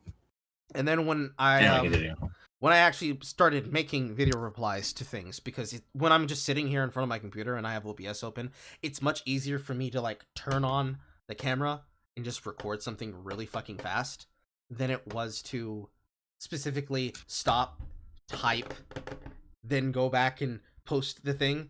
People were like, oh, this man is actually Cleveland. Damn, that just... Yes. Whew, whew. It was great. Because I actually ended up winning like 57 people over with that. That and that one time I shut on Sonic Fox. It was really nice. Sonic Fox. Who hasn't shit on him? I shut on him twice, actually. And it was really great because not many people are actually in like the fighting game scene. Because there's like the Smash community, and then there's the actual fighting game scene with all the respectable people. And then there's an outside limit of that with all the people who specifically just play NERS games made by the same people who put out fucking Blaze Blue and shit like that. So the the anime weeb anime games, those ones. And if you actually look at Dominique, his name's Dominique, by the way. Very stereotypical black male name. Whether or not he identifies as it. I don't care what he identifies as, what she identifies as, what it identifies as. Sonic Fox is not the greatest person ever, and most of the people in the fighting game community know this because he's a blight on them, because he's too much of a braggart, and somebody just wants him to get shut the fuck up. So when he tried to roast people, because I was aware of him, because at one point in time in his career I was a fan, because I actually liked his playstyle. When you actually look at how he wins his tournaments, the way he wins his tournaments is that he actually games the system by going into losers and basically cleans house with weaker players that have been either fatigued from trying hard in their games from the winner's circle, to then knock them out of loser circle to slide into a 50-50% chance to win inside of the base limit. I see the question graphic. I'm about to get to it. I don't want to finish this because this is a really fun story, because it was really fucking hilarious. If you look back at all of his fucking competitive history, it is what he's done in literally every game. He tries to scum through the roster to find the cheesiest, most aggressive rushdown player possible, or rushdown combo style possible. I watched him in the Mortal Kombat tournament, and this is actually pretty accurate, yes. Like, in fucking Injustice and Mortal Kombat, it's gonna be high technical, really hard pressuring characters. And when it was in things Joker like was what he chose in there. Yeah. when he picks games like Dragon Ball Z, he was using a specific rushdown style using, I forget which android, not the female android, not Android 16, the other android. 17. No, 17. the bigger one actually. 17. No, the bigger one. 16. Is it Android? 16. Is the one that has the bird friend 16? Where's that? That's 16. Yes. Okay. Yes. It was a team style of Android 16. I'm pretty sure Android 17. And one other character. I want to say Jiren, but I'm pretty sure that's not correct. Somebody can go look back at the roster for me, but basically it was a combination that has a very aggressive rushdown pressure style that puts a person in a corner and keeps them in the corner until you run out of meter or until they run out of meter. If you catch somebody off, you can pop off really hard with it, which is what did I expect? It's actually the kind of combination you'd expect out of somebody like Hunter, fucking low tier god. But this has been how he's been winning tournaments and getting into the limelight, because he does this because it makes for a really good storyline. Like, oh, these two rivals facing off against each other. They really don't like each other, but this man got sent to losers in the first round against them. But then he won in the semifinals, he won in the quarterfinals, and he met them in the grand finals, and he sweeps and he takes everything. And I just looked at it and I'm like, you sneaky little girl. So I post this with all the data that was necessary for it. The bitch went fucking silent. And all of his fans raged in my mentions for so long, they pushed the account to 2,000, and then eventually, again, when I did later in the year, to 3K followers on Twitter. And they got so fucking mad that every single time they just made jokes at my expense, I ended up doing things like the now infamous fruit salad fucking cake that your mom loves. The word salad. I love that meme. That is one of my favorites you've ever done, and one of her favorites. Salad. It was shit like that irritated the fuck out of him, because he didn't want to slide into my mentions and get embarrassed and say, nuh-uh, that didn't happen, because I had literally 51 fucking pros, with one pro in particular who wanted to be named on his main account, saying, oh my god, thank you for saying this. We have been going mad for years. I finally hoped somebody would notice this, because apparently they've been trying to get this shit banned, like for a while, like for a very long while. Because technically, this is gaming the system. Because on one hand, can you say that it's cheating if you intentionally lose a match because they have a system that will send you to a loser's circle and that you'll eventually meet back up with that player later down the line in the tournament if you win your matches? Most people on the commission of any group or organization would probably say no, but it's a consistent strategy that he's been using for a while. On one hand, you could say it's bad. On the other hand, it's just, what do you do in that situation? You're just like, no, you're not going to try and cheat these players to try and get an easy win. Seriously, I kid you not, Carl. It's funny because I remember watching the Mortal Kombat finals, whatever it were, last year. And that is exactly what he did. Like, you were describing it just now. And that it was exactly how he won. I'm like, you're telling me this right now, and I'm like, yep, that's exactly how he did it. That explains it. And the funny thing is, him not extending his flying monkeys after you reminds me of Mars Girl again, who will quote tweet me behind a block. Everyone will swarm into my mentions, and but I'm like, the whole time I'm like you, I'm like, Mars, come on down. Why are you sending these babies to fight me? We can have this argument. I've been waiting to talk to you about it, but obviously you don't want to. Oh well. Oh god, that was amazing. That's been me living rent free in her head whenever I do a Beetlejuice with her is fucking hilarious. Good stuff. Someday I wish I could just meet these people in person and give them a hug and so you said you wanted to hit me in the face. Here you go. I think. Well, are you sure they won't pull what that guy did with Jeremy Hanley? Maybe. No joke. I wanted to go to Gen Con that year. I really did, because I wanted to meet him. Mm-hmm. I kid you not. That same year he got assaulted, I was really wanted to go down there with my friend, because believe it or not, I live 5 hours away from Indianapolis. I could have gone down there and seen him. I'm like, oh, that'd be cool. And my friend always goes every year. It's his thing. He usually loves going to Gen Con. So I could have gone. I didn't, but I wanted to meet him. And all of a sudden, that same year, he gets like brutally assaulted by a soy boy who literally punches a glass window. I gotta say, Carl, the fact that they came to an agreement and the guy apologized, that like he couldn't say anything apparently. Jeremy couldn't, Well, but yeah. you could just tell this It's guy, like, you could tell by, oh, it's glorious. It was a glorious win. it's kind of like the situation that happened with Mark Wade and Richard Meyer. Our boy Zach. That shit is hilarious because if people didn't or were aware of it, he tried to fuck him over with torturous interference concerning Antarctica Press. So what Mark Wade hoped was that Richard Meyer would give up the case because you fucked with my sales. But in this entire time, what has it been? Fucking 3 years, 4 years? He's been making hand over fist money. So realistically, the point of the onus was not you're gonna give me my money for the sales that you fucked me out of, but was more of a point of you can't stop me. It's not gonna end when you say it ends. It ends when I say it ends, and now you can't brag about it. Exactly. Because really, they want to have the opportunity to brag about it on Twitter because, well, it's Twitter.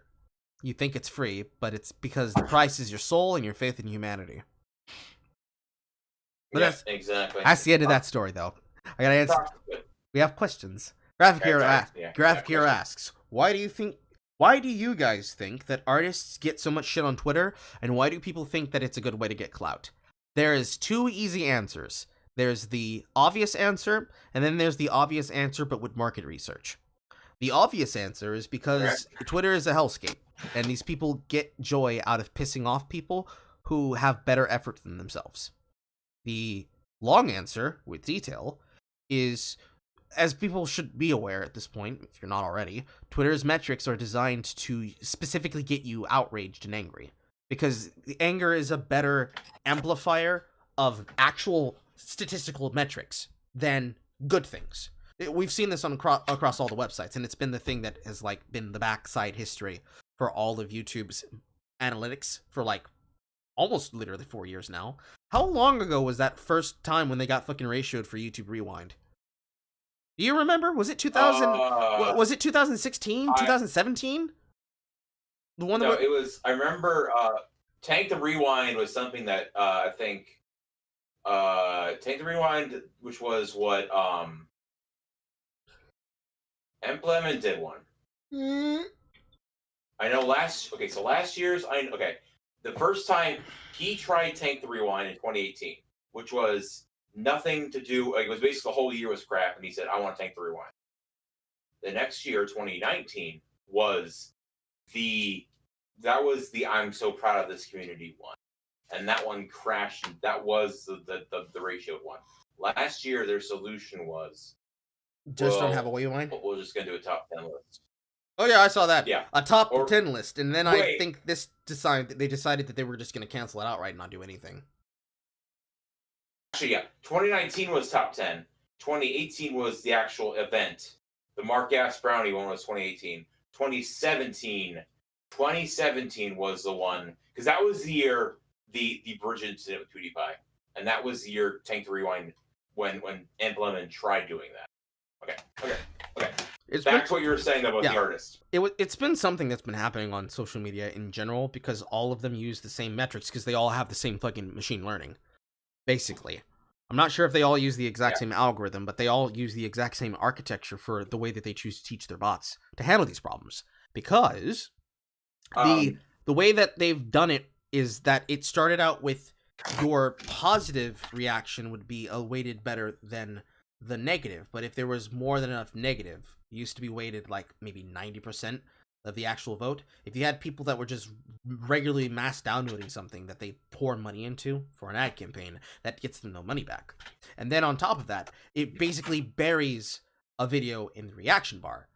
Now, most of the time, this was concerning things that most people would expect that from, like people downvoting a video into oblivion because they hate the creator, and it basically is a really good video that they just don't like because it doesn't have arguments that they would support.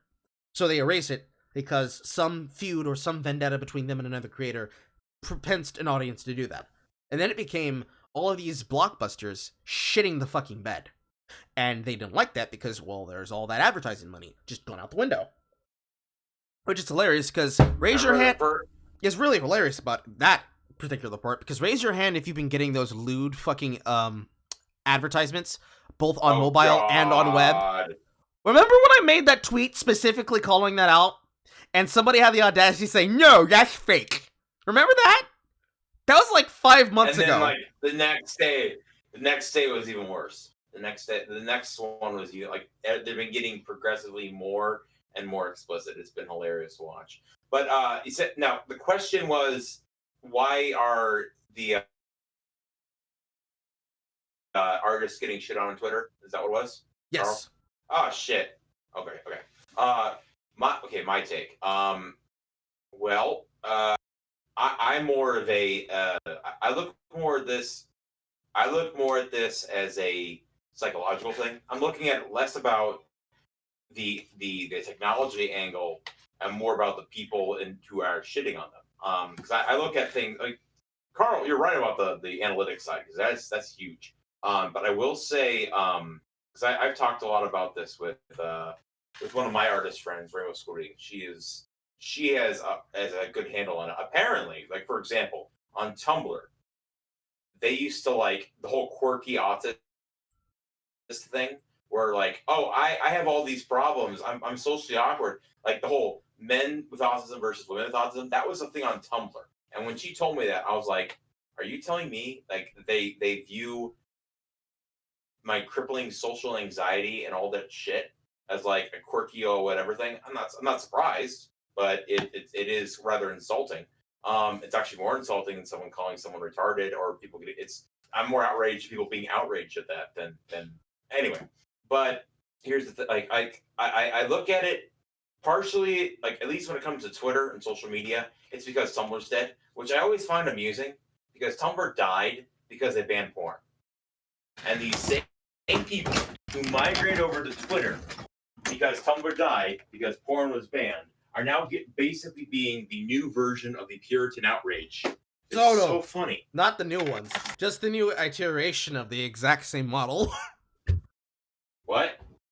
Well, it's not particularly so much that it's new. These people have always been fucking anti-porn woke skulls that try to pretend being sex positive, except when they're not getting banged. It's just that they rebranded it as cooler to do by grooming kids younger than them and getting them to say it too. Okay. That sounds about right. That explains why there's CP there. Yeah. Because all these kids get groomed on Twitter. That explains it. All these kids get groomed on Twitter, and then they get groomed on Minds or Discord. Oh, I was saying Tumblr, but I was referring to more Tumblr and the migration and all that. Point is, when it comes to artists, or at least when it comes to like Z Fix's art, that was amazing. That was one of the funniest. I had so much fun with her. I made a meme where it was like, I don't understand why I'm getting so much hate. Okay, well, just put what's on the clip though. Oh, okay. And they show like everything. See, the funny thing that made me laugh, that I'm going to go on a brief tangent here about her. Okay. Because everyone's like, why am I getting so much hate? Okay. And I'm looking at these pictures, okay? And I'm like, she's drawing them obese. She's drawing them with a lot of, with darker skin and a lot of body hair. And I'm like, why are you thinking this is what they want? And then it hit me. I don't want to like bash someone on this because I'm literally looking at this more as like I finally get it. I'm not saying this in a mean way, okay? But she's a Muslim woman, or she might be trans. I don't even know. I'm trying. But the point is, she draws herself in a hijab. I'm gonna guess she's in some sort of Islamic faith. Okay, and this is me analyzing her and why she drew that way. If you're wearing a hijab all day, I don't think you're gonna shave anywhere. I'm just gonna say that. So for her, seeing all these scantily clad people that have no body hair and they're rather attractive wearing these scanty, like, if she wants to draw them realistically from her angle, it makes perfect sense. I'm like, okay, I kind of get that. It's almost kind of, it's weird. It's not, it's stupid, but I get it. I kind of almost clicked in my head. Okay, that's why she does that. Okay, but in the grand scheme of things, it's like a conundrum because I was just watching Clownfish TV because they're talking about how dare they have Muppet boobies, and like she was it Ziggy Sparkles was like, well, you know, if I have big boobs, they all have it's offensive to those with small boobs, and then I'm like thinking to myself, no, it's not that simple because if you have small boobs, you're a pedo. If you have big boobs, you're objectifying women. If you're short with big boobs, oh my god, how dare you? If you're small with no boobs, oh, you're just whatever. It's like you can never win. Okay, first off, this is something I've been thinking about. It's not just artists, it's everyone. The outrage, they are addicted to it. They have nothing in their life. And the only positivity they get in their life is feeling like they made a difference by canceling someone and getting them to almost commit suicide because they drew Rose Quartz slightly less fat than she is in the show. It's like they have nothing. I'm gonna be brief. Wrapping up, it's part of what I call the problem with everything. The everything problem in this regard. People pass. No, I'm not going there. Not going there. That's for another stream. But I have this whole overarching theory about how after post Cold War, the West lost its vision, lost its way. I don't know. That's a whole other horse. Next question, I guess. I don't want to ramble. To be continued in the next stream or the next 5 streams. I don't know. It might come back up again by the time we get to episode 6. I'm telling you right now, I'm probably going to do a whole like Pepe Sylvia thing at one point. I kind of want to dress up like that and do that. That'd be fun. Anyway. I mean, I agree with you, but ultimately, I just say these people are just coping out of their fucking minds. We've seen thousands of people do this. Well, that's what it is. It's like, copium. That is. I mean, that's put simply. That's what it is. Like, but I have like a whole overarching reason for the copium. That's what I was going there. Anyway. Like, from Tomato Magica all the way... Charza, stop talking. From Tomato Magica to fucking zombie kills. Demanding that she be given a free... Okay, good. Am I still there, Carl? Yes. Yes. You never left. But, from Tomato Magica... I think my headphones died. One sec. Okay. Take as much time as you need. 1 sec, Carl. I'm gonna mute. I need to switch around headphones. No problem. And it's like from Tomato Magica to people like Zombie Kills, demanding that fucking Xbox or PlayStation, I can't remember which one it was, but one of the game companies give her the newest generation console because if you don't, you're racist. It really just comes around to cope. And in the situation when it comes to the artists in general, to put the linchpin on the finishing part of what I was saying in detail, the outrage is really a tool to move to another point to monetize something. It tends to be less about them being outrageous, because don't get me wrong, they're gonna be mad about art. They're gonna get mad about titty.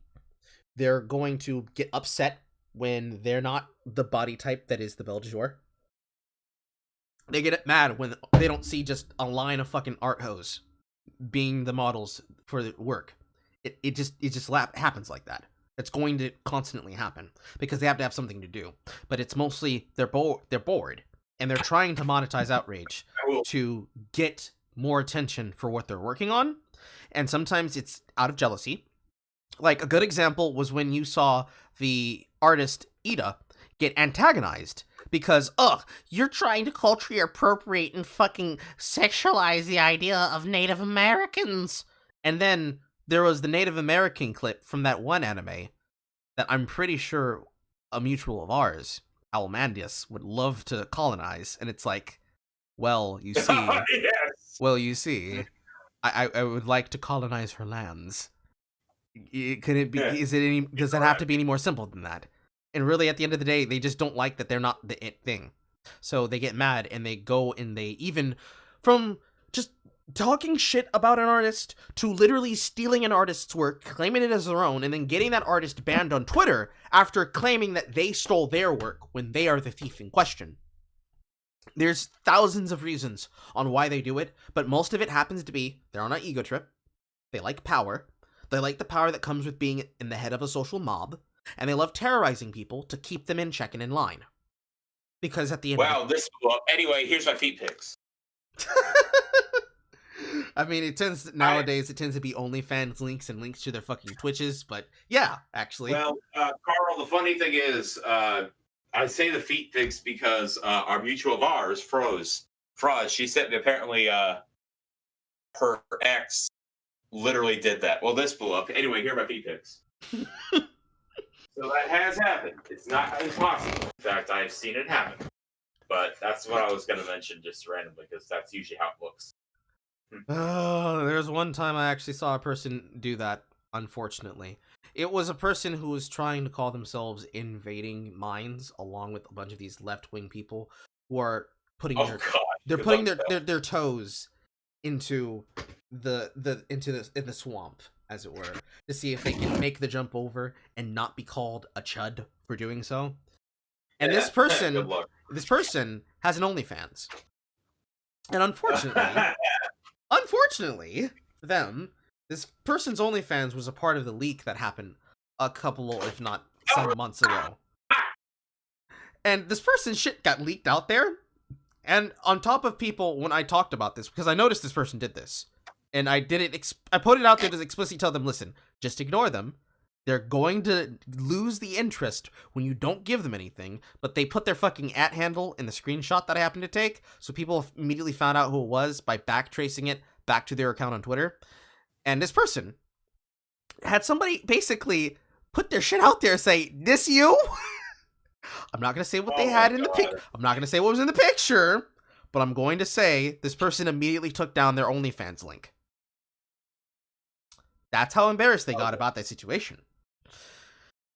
It's sad, but these people want attention, and sometimes when they get it, they get mad about it. So, ultimately, if you just laugh at these people, if you just laugh at them, they will eventually learn their lesson, or they won't, or it's going to be fun monetization across site, because escaping the brine... show it's children who are wrong. Sometimes it is children, unfortunately. Yeah, it is. But fortunately, part of the great part of having Minds as a website, because pretty much every shit poster, including myself, even though I haven't been banned off Twitter yet, went there, and it is miles better, because there isn't brain rot every 24/7, like fucking every single hour 24/7. And when you look back at shit on Twitter, you can see the brain rot for what it is and laugh at it, and it's great, because there's none of that there. There's porn as far as a mile and eye can see, and Bill Ottman will monetize the website by giving you crypto based on your interactions, so you can shitpost and make the tokens at the same time. Which, if that's not enough to get you to go, what else can I really tell you? It's also nice and cozy. Before I move on to the next question, the last reason why they really do it is because they're losing people to bully. That's like the top answer out of a list of like maybe 10 reasons you can think of off the top of your head. But it's well, some people would say, well, it's always like this, but this has been something that's been increasingly more and more obvious as the Biden administration goes forward, because more and more of the news is going to sleep because they don't care to report the news. Anything that actually is part of the news. Posting their L's has been an amazing count to follow. Oh yes, Biden L's is wonderful. It's great because it's literally all the people who you could track down their tweets where they were promoting Biden, and they're like, no, it's not going to happen. And then it's like, oh no, it happened. Oh no. But Shu had one. It was amazing. Oh, fucking June. It's a dilemma. It's a dilemma that makes it a lot funnier the more that you think about the fact that the people who are currently this mad about shit are not so much mad that they're getting fucked politically. They're not so mad that they're getting fucked entertainment-wise, because either they're getting screwed over, they're getting their platforms banned, they're getting their content banned, and they're getting their everything banned after platforming and supporting the idea of censorship in favor of your enemies. And, you know, people like the Surfs.tv, Lance of all people, I'm pretty sure his name is Lance, being one of the first of the grift left, and I'm pretty sure a couple of members of the grift right and the grift center, if you want to call it that, getting that too. They're less mad about that and more mad that people like Styx just don't use Twitter anymore. They literally just don't Yeah. respond to their bait. They don't respond to their Bait. tweets. Bait Oh, they're was fucking the thing. upset. They are fucking upset. It is. It's amazing. I love it. And love realistically, the reason why they're upset about it is that if you don't react to it's kind of like the situation with Joey. If you don't react to their bait, they don't have content to make about it. And because they don't have content to make about it, they can't go on to their live stream and offer them their fucking 2 minutes of hate. Because if you don't give them anything to work with, they have to make content of themselves. And when you let these people talk ad nauseum to themselves, even in a circle of their own people, these people are fucking obnoxious. They hate themselves more than any of us could ever hate them. So eventually they just eat their own. They just say to themselves, okay, who's smaller than me that I can be able to bully? And then they all bully each other, and it all falls apart because there is no fucking allegiance amongst themselves. So they go out and they try to find something because they know that it's just a matter of time before everybody underneath them starts to look up at the people at the top and say, wait, actually, why am I promoting you when you won't give me shit? Why am I not eating your leg right now? It's wonderful. Greetings, Professor. What a strange game. The only winning move is not to play. But next question. I'm pretty sure the next one I saw was from Wander. Gotta scroll once really quick. Here we go. Why do these people turn already established characters black instead of making their own? Easy answer. Clout. It's literally the only answer. It's literally it. It's just clout. They do it for clout. One word. Clout. If you make a white character black, acceptable. Okay. Doesn't matter what shade it is. It's always okay. It's never racist. It's never wrong. You take a black character, and even when they are literally still black, it's just that these people don't understand color theory. So you take a color like purple, and you reveal that the skin color you've been looking at from this black character, like Garnet, is literally the color purple, but shaded down. Draw them any lighter than what they appear to be. Instant racism. Doesn't matter. Yep. Instant racism. And it's always a light white liberal. That is so hard to say. White liberal. White liberal. Yep. That does it. Yep. Do you know how many names Squid's been called before they realize that she is a black woman who's just speaking her mind? You know how many names I've been called when people realize that I'm a black shit poster and it doesn't work? Especially when we start laughing at them on camera? Probably just as much as her. I can believe it. Probably just as much as her. Oh, I can believe it. Yeah. There are some people. This is actually a question that Ebony Ma asked us the other day, because he asked why are there so many people who will headcanon characters that supposedly are black when in actuality people like say Brock or Katara aren't necessarily black, but they're another type. Yes, Piccolo, but that doesn't count. He's an alien. They'll headcanon these characters as black. Because either the voice actor sounds black, or it just fits the headcanon because, well, clearly when I think about the deep voice of Piccolo, I think of a black man. Remember that one character from MHA that everyone was outraged that her voice didn't sound black? Yes. Oh, yes. They did not like when they got fucking owned on their own information from Roku. Because that person, it wasn't even a person who was listening to the original Japanese release. They were listening to the dub, and they're like, "Well, she doesn't sound black." That was the problem. Yes. And it got kicked up all the way to the very eyes of the actress. All of these outlets covered it. So they got laughed at by people like Niche Gamer. They got laughed at by me. They got laughed at by Sophia Norwitz. They got laughed at by Dev. They got laughed at by Loping. They got laughed at by pretty much any anime YouTuber, because this is one of those situations where you just literally can't let that go. It reminds me of? Yeah. Carl, you know what it reminds me of? What? The legendary moment from Mombot when someone's like, can someone please explain to me why this white man is playing this instrument for the Sekiro reveal? Oh yeah. Like, hello, I'm Japanese. Allow me to explain. Oh no, that wasn't Sekiro. That was Ghost of Tsushima. That was the Grand Master. That's what I meant. I'm sorry, I said the wrong thing. That was the Grand Master who was playing that flute instrument, and they're like, "How dare you? You can't play that!" And it's like, actually, he's one of 2 Grand Masters in the world who is literally qualified to play that instrument. And then she says, "Is there anything else I can help you with?" And then she got blocked. It was That's where I got the theory of kill them with kindness. That's where I'm like, that is so brilliant.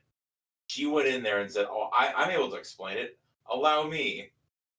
Oh, that was one of the best. Sometimes it's kill you with kindness. Sometimes it's outsmugging them. You have to get ahead of the step and just like trip them on their own words. And then when they try to come back with something, playing the role of Matador, you just show them the mirror. And when they say, "Well, look at how mad you are," you're just like, "Bitch, look at how mad you are." It works a lot better. If you know they can always double down, you can use this to your advantage. You can essentially, if you always double down and they're always right. So in those contexts, you can basically use that to your advantage. You use that as the constant. Then you basically get them angry enough where you get them in like a logical quagmire, giggity. And the only option they have is to double down because that's always what they can do. But if they double down, they're not right. But if they always have to double down because they're always right. But if they double down, they're not, and then they explode. Their head blows. It's the ultimate. That's been the strategy I've used. It's been amazing. It's one of my favorite things. Is to literally get them to hang themselves, tie their own noose, and then when they realize that the only thing they've been doing, they can always be right. It's half the time. It's not about the memes. It's not about the shitposts. It's about sending a message. It's about putting in that little bit of cognitive dissonance to help break up the insanity. Carl, I'm sending you an image. Mm-hmm. I feel like this is I guess I could always think of you when I see it. You know where it's from, right? I actually don't. Oh my god, I gotta pull it up. I had to grab it the other day because someone left out the final brackets. Let's see. I'm literally just gonna put it in 4chan. I'm effing white. Yeah, I searched for it the other day. It's one. Okay, so it's how like the various parts of the internet like coexist. It's a webcomic. We just post it full thing. That's like one of my favorite panels ever. But it's in contrast to the rest of the. I'll let you look at it, and we'll look at the next question. What's the next question, Bob? I don't think I see another question actually. Okay, yeah, it's right-wing racism, normal, left-wing racism, and the final panel, poll. So like, yeah. Right-wing racism, that panel says, "You're effing black," that's a white guy. And then there's the normal, which is this guy standing there. And then it goes over to left-wing racism, and it's a white guy saying, "You're fucking white," but it's like a soy boy. And then it's full, "I'm fucking white." Oh. It's an amazing webcomic. Well, there's gonna be more of that in the future. I can more than possibly bet. Especially after seeing fucking things like multi-generational whiteness. I expect that... or black only spaces. Oh, well, that's literally just the same thing as that root article that was that black men are the white men of black people. Oh god, I love that. That was amazing. It's gonna get to a point where the cognitive dissonance is going to require that some people just literally get pushed back. Unironically, the way that people like Jess Phillips over in the UK describe that people have to be, which is kind of sad because it's not going to work over here in the US. Because if they try this shit anywhere other than online, they're going to get mocked out in public. And if they try to do that while standing behind corporations, well, I hope they're ready to hold that L. Because That's going to be an amazing L to hold. Well, it's just not going to work overall. Because with corporations, excuse me, and the corporations eventually take whatever power these people think that they have with them after they realize that they've been used like idiots. When that happens, like or, well, it's really an either or situation. Either they get fucked really hard, or they get fucked really, really, really hard. But they get to at least turn their tail and hide away for a while and just have somebody tell them, well, it's not the same. It's different. It's different. Because that's coming. Well, I just find. Well, there's also another option. They get fucked really hard. They think, well, how could this have happened? And all the while, we're just standing there laughing.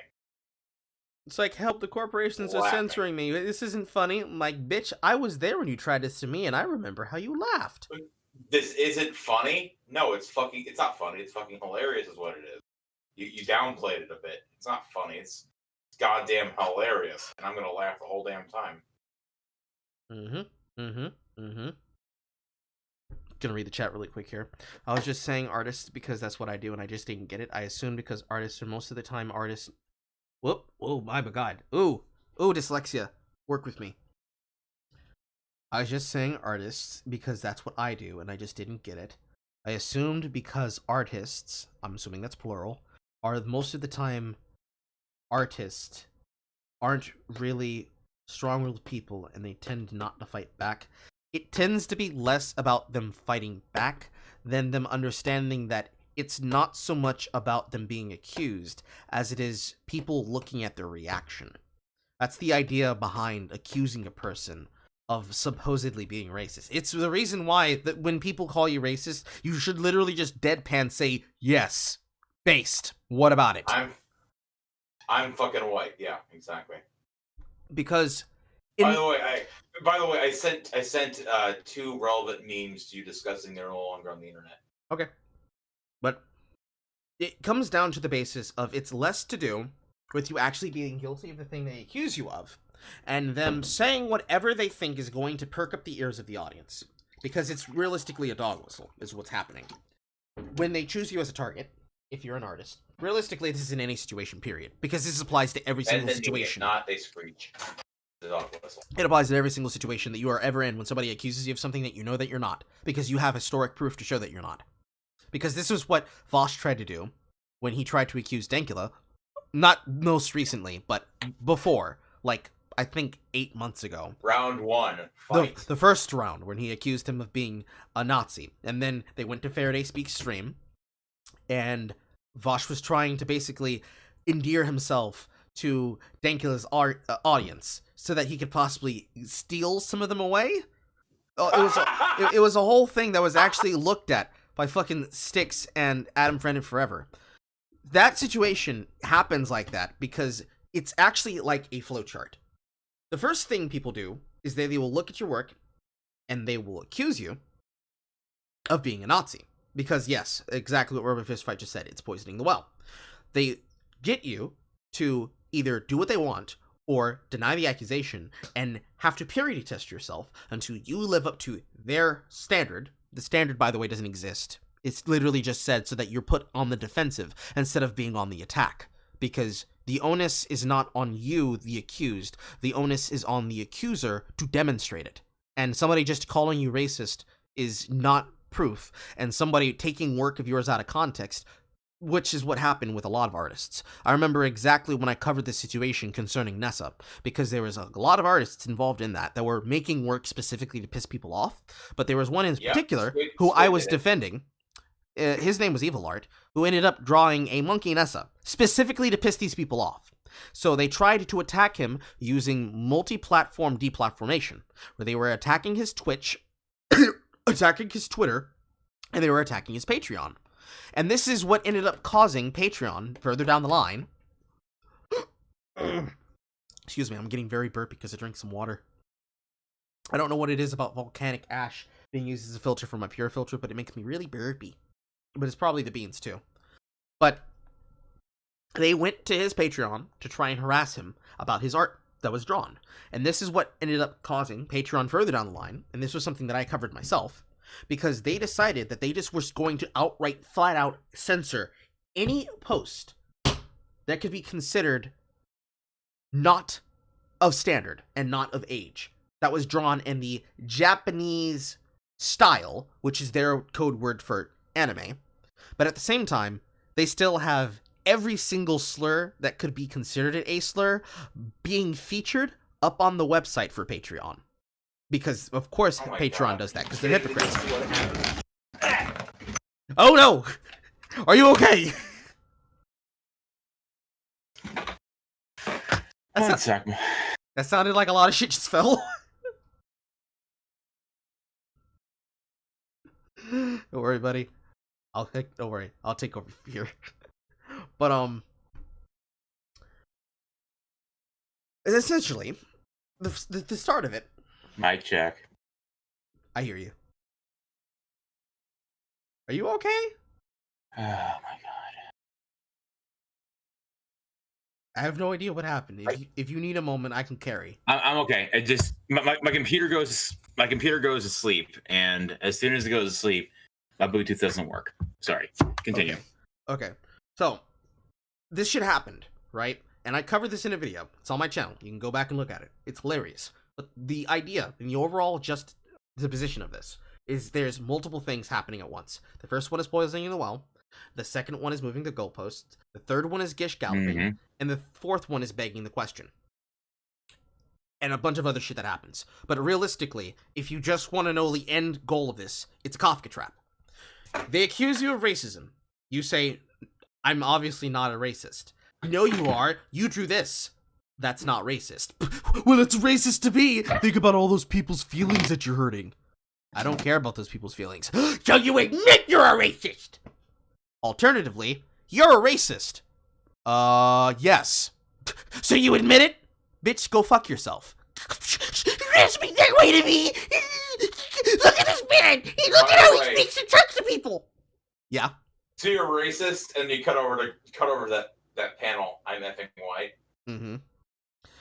Anytime. By the way, I sent you the tweet of her artwork and how she fixed Nessa as a white woman. Ooh. It's a bunch of hentai faces. It's hey go pattern. He's like, I fixed it. You're welcome. And I'm like, yeah, thanks, Squid. That's awesome. That's how you do it. That's how you piss them off. Awesome. Wonderful. Also, don't look up if you're trying to find it. Just search her handle and fixed. It's the first thing that comes up. Do not go and find her artwork. In fact, you'll find some pretty hot Rule 34, but that's not what I was looking for. So, But essentially, the entire point and idea behind harassing artists on Twitter is usually to try and get them taken down so they can promote some other artist on top of your work. Here's my feet. Or your feet. Sorry. It's okay. And ultimately, even if you get them to admit, well, I don't actually think you're a racist, that's not the point of it. Their point is they're trying to nag you down, to bring you down to their level. If you ignore these people... Grab a bucket of crabs. They will literally run out of steam. Because it only continues for as long as you give it energy. Which is... Exactly. It's part of the reason why they do what they do. On one hand, if you ignore them, they say, haha, this person ignored me because they know they're a racist and they are actually ashamed of themselves. But when you actually tell these people, lol, go fuck yourself, it's like, this person's such a fucking evil, not fucking Nazi. They work themselves up into a frenzy because they have to do it to specifically make content for themselves. Not just make something so they can put it on a broadcast, but specifically the tweet itself adds to content. Because these people exist not to create content, but context. They're context creators. It's so that when they do this, they can create an entire campaign.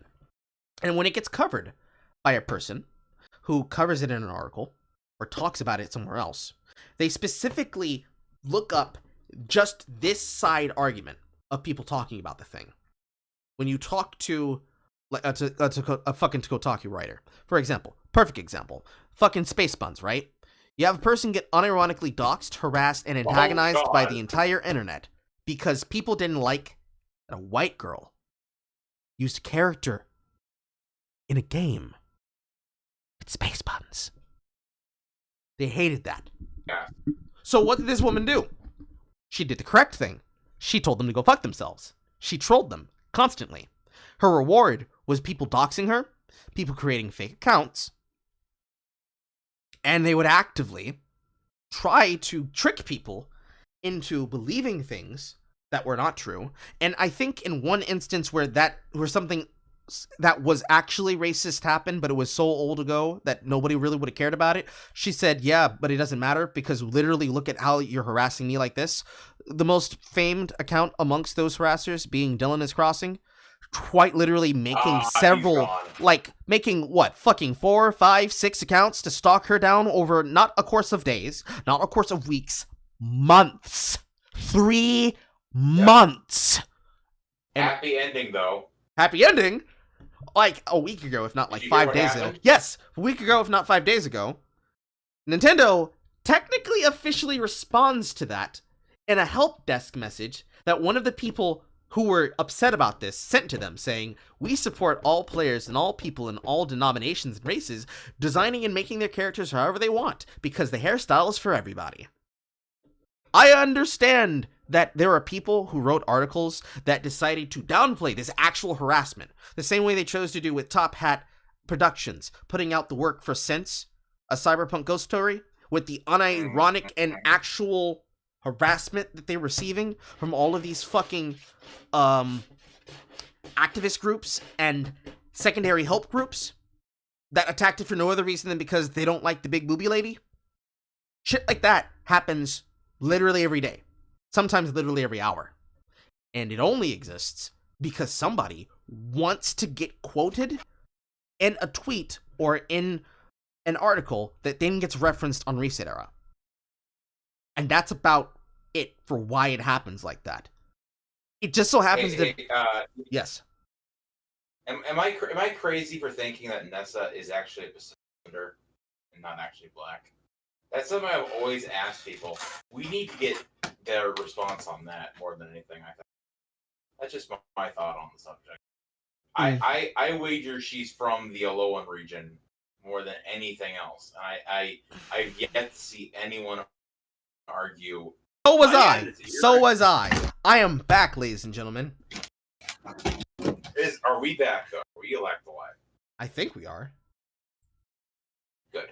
So what happened there is my internet just dropped all of a fucking sudden. So the Spooky. stream's still live. Good. Spooky. Yeah, bring a light? No. I can't even remember what I was saying, because as soon as I was talking, I just forgot everything I was saying. We were wrapping up on the whole that whole stuff, but I will say my final word on art and all that. I've always been I theorized that Nessa herself is actually from the Alolan region, which would negate the entire argument because she's Pacific Islander. I've always wondered, like, is that I kind of want to ask Nintendo about that, you know? Well, is she from the Alolan region? If it's a Pacific Islander, technically that would make her very dark Polynesian. And even if it would negate the outrage. Even if they did that, they would say, well, that actually means that she's technically white, because Pacific Islanders are technically a form of Asian. And, well... Yes, but my point, though, is it would negate the outrage they spent literal months. It would, but they would reach for something else. It would, but they would just reach for something else, and they would not shut the fuck up about it. But I just find it funny. It's a theory I've tested. I'm like, is anyone going to say anything about this? Or if I bring it up, will they like? I actually, I'm like, is she like? I brought it up to people who are complaining, and they're like, no, she's obviously black. I'm like, but yeah, but isn't it a possibility? Because she like, and like, I'll give all these, and they always like, shut up, don't say anything. And I'm like, okay, whatever. I just find it amusing. Like, that would be almost like the option 3, where it's like, oh, she's not black, she's from the Alolan region. Because that's like, that honestly has been my read looking at her. I'm like, she's probably from there. It makes more sense to me. Anywho, are we still live? Yes, we are. Okay, cool. Butt penis. Anybody have? I had to say something random, and I. Did anybody else have a question they wanted to ask? The floor is open to you, ladies and gentlemen. Keep them coming. Speaking of coming. Oh. Speaking of coming, I found a meme that I actually laughed at today because I was just watching Berserk 97, and I saw this, and I'm like, okay, that's funny, that's amusing. Got a chuckle out of me because I understood that reference. I said to myself in Captain America's voice. But yes, speaking of coming, and speaking of things that are coming, coming? Well, yes, but do you find it ironic to pivot to fucking Ghost Story? Do you find it ironic of all the situations that exist of supposed harassment, going all the way back to the time of the Goober Gay? Do you find it hilarious that when shown an unironic example of hatred, antagonization, dogpiling, and general pants on head stupid, like unabashed, unwashed, the only thing that's removed is the names of the people because that's too fucking good for them.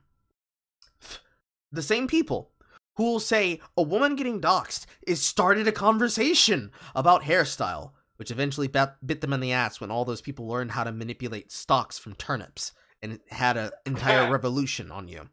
Do you find it hilarious that those same people then lose their fucking mind when they're shown the proof of people antagonizing a smaller developer and trying so hard to cover up that they pulled the trigger too fast on something that doesn't play out the way that they wanted? I thought that was fucking great, because all of those people covering that story meant that that story now goes down as a history, as a mark in their fucking book.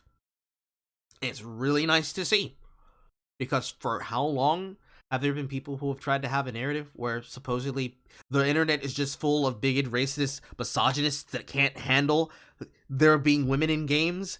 And it turns out actually it's all these women that seem to be part of all of these official organizations like the ADL that just really don't like seeing big booby ladies and hate it so much they'll send emails, they'll send death threats, they'll actually threaten developers, they'll threaten the husband and wife team that made most of the art. And then the part that actually gets me, that the developer actually said, actually, we know all about these tactics that you guys are using. Fuck you tacitly. We're not changing a damn thing. Lick our dick. Oh, I came. Oh, it was thick. Ropes. I was. Carl, I made this meme during the whole last summer. Mm-hmm. Can you read it for me? Yes, I can. Let me look. PS5. That's literally Twitter. Twitter in a nutshell. Yes. The one below it. Oh, yes. Yeah. The big booby lady and the check marks trying at big boobs on their glass. Mm-hmm. Mm-hmm. It's pretty much Twitter. I mean, that's pretty much check marks. Yeah, no. That's pretty much check marks in general.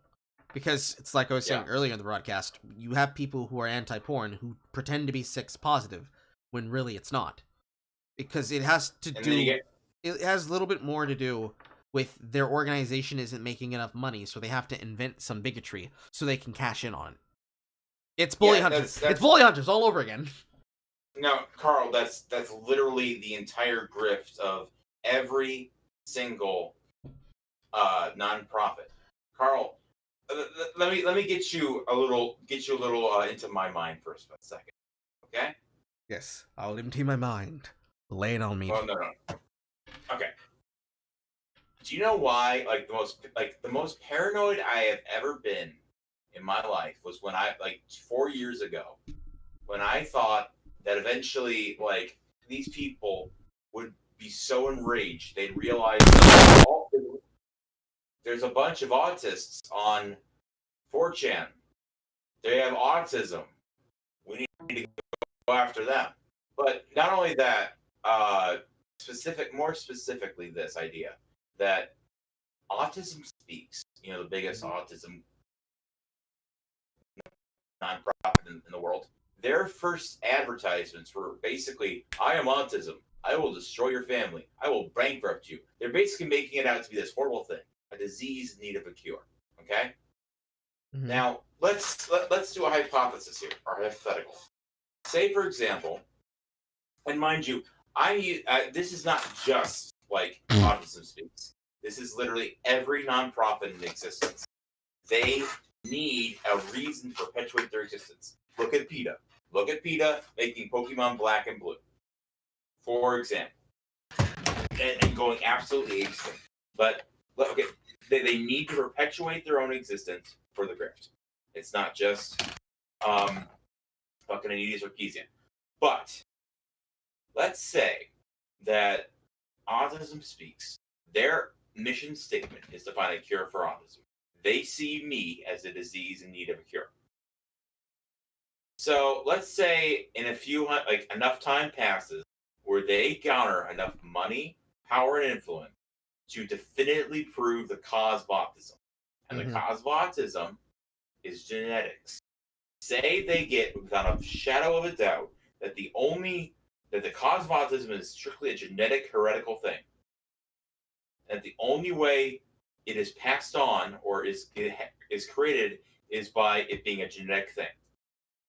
Do you think Autism Speaks, after getting all that power to prove beyond a shadow of a doubt that it's something genetic, do you think they're just going to say, oh, well, we're in need of a cure, even though we called it a disease, we're not going to do anything more. Back it up. Nice game, everybody. Do you think they're just going to stop there? No, because it's What like would happen? What would they advocate for if they were to prove beyond a shadow of doubt it's not anything to do with vaccinations, it has nothing to do with environmental factors, nothing to do with nurture, it is all entirely genetic nature? What do you think they're just going to stop? no, What are they going to do?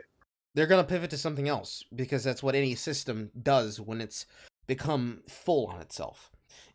Any system seeks to sustain itself for as long as possible. And you know what they're probably going to do? Eugenics. They're going to take notes from Movie Bob, ironically. Yes. Carl, you laughed, but this is something that has frightened No, me. I'm not laughing because I'm laughing at it. I'm laughing because you're correct. And unfortunately, that's where it's going. Because that's what you've seen all of these people, especially those who have been upset about the deaf community. This is something that I saw at least a couple of months ago back. Yeah, check marks talking about these people choosing to have children and not have children and choose to have abortion for these reasons. It's eugenics. They're taking away our deaf community.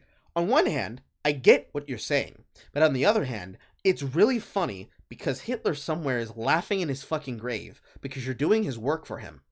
Because the first problem is that you're correct.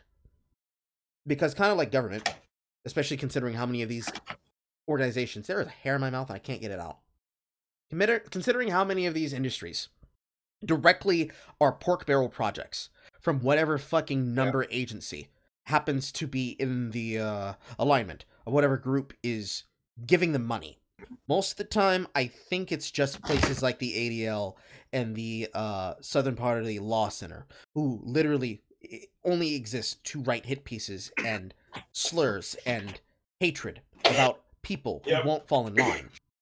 They will tend towards trying to sustain themselves as best as they can to make as much money as possible, because it's a little bit different than just Bully Hunters itself.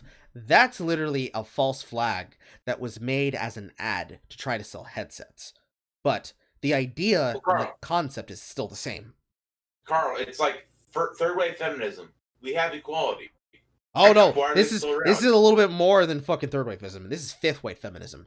Unfortunately, we've reached the point that people like Dr. Ramrukam predicted early on in the, if you want to call it that, skeptosphere, where he said there will be a reality that there is a point where the form of Wahhabi Muslim, like Muslimism, not moderate Islam, but the kind that destroys the West, specifically tailored to destroy the West. And I can say that because I fucking had the religion. They are compatible, not against each other for vying for control, but are compatible in these ways. And it's very important to remember that, because realistically, what the fuck do you think is happening when you have people who call themselves left-wing individuals growing in hand with the corporate? It means that they're working together because they have no problem working together. And they have no problem working together because they don't particularly care if it works out for the best or works out for the least, because at the end of the day, the thing that they're concerned about is the payola. They could care less about whatever issue it is that they're particularly talking about at that specific point in day, just as long as the money keeps rolling in. So if they write a hit piece about, well, when it started, they write hit pieces about whatever golden boys on whatever website to try and unseat them so they can get somebody who's sympathetic to their cause as the person people are looking at. That's the main reason they went after Felix Schellberg, because they didn't like PewDiePie to begin with anyways. But look, we can try to set him up as an evil racist Nazi, so let's lie about him a lot in the press so all of the normies agree with us, because they're not informed about the internet. They don't know these things. They don't look at the market research that you have to do to keep yourself afloat as a digital creator, so there's no possible way they could fact check it. And they're not using archives, so whenever they showed this, they're showing the revised article that has been made so that even when they get exposed for the bullshit, they can still say, well, actually, we take nothing back, even though we technically had to walk this back because it cost us millions. Then you have people like the ADL and the SPLC and all these other organizations and companies get offered a deal from advertising companies that are specifically made to try and create these statistics that they then quote as they try to look at the hatred of bigotry or the That spread Bully Hunter of... statistics was fucking hilarious. or when they fucking look at the rise of anti-Semitism in gaming being fostered on Steam. They look up these things so that it sounds official, so that they can get some agency or some researcher to pass off on it, so they can get money to look into it. Then that money gets siphoned into something else, and these people come forward and say, well, it's not important about these details when they get exposed, and if it happens to turn out in an easy situation, which is usually what tends to happen, because people are either... I wouldn't say people are stupid, not people specifically, but people as a whole, as a demographic in general, are dumb to this. They don't know that it's this is the grift, as it were. It's like the people who are falling for the grift that Sandy is doing concerning the fucking riots. It doesn't matter whether or not you understand what did or did not happen at the Capitol. What happened there was a riot. You, as a person, was cheering on these kinds of riots. You're hiding away from the rhetoric that you have used to radicalize people. And they do that because it starts here, where you have a person explain to a member of Twitch staff, hey, this person who's on your staff, who's talking about every single person who is combating this narrative they made to try and talk about how they're hated, to pull back on something like Dear Girl, they say, oh no, they're attacking them because they're making fun of the sexual proclivities they have in person. I didn't. I don't give a fuck what you choose to do with deer antlers on your head. I care more about the fact that you don't know what you're talking about when it comes to voice comms. But they ignore all of the cognizant arguments, and they focus in on all the stupid people who fall for the bait. And then they say, look at all these evil, bigoted Nazis. Look at all these people who are just hateful. Don't you want to throw money at this problem and get rid of all this bigotry in the system and on these websites? We pledge, if you give us your money, we will solve this problem. And whether or not they know that it'll work, they will easily sign into it. Any progressive would do. Look at everyone. Look what Biden said when the Georgia runoff happened. We'll cut a check right then. Oh God, that's been amazing. I also love how Bernie said he wanted $15 minimum wage, and he's like, "Oh, we're not gonna do it." It's amazing. It's love. You just love to see it. You love to see it. Yes, it literally comes back to the system sustaining itself, because grifters are gonna grift. They understand how the system works. How many people in the audience right now, just raise your hands, press 1 if you knew this. How many people know that Twitter is a pork barrel project that is given money directly by the government because they are subsidized by the government? I do. I did. I do that because I already knew that shit going into it. But how many people, in a modern day sense, actually know that? How many people believe that all these companies are actually private? Of course they're not. Private company can do it. It can do what they want. They always say.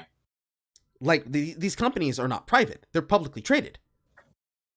Not only are they publicly traded, they only exist specifically for that purpose.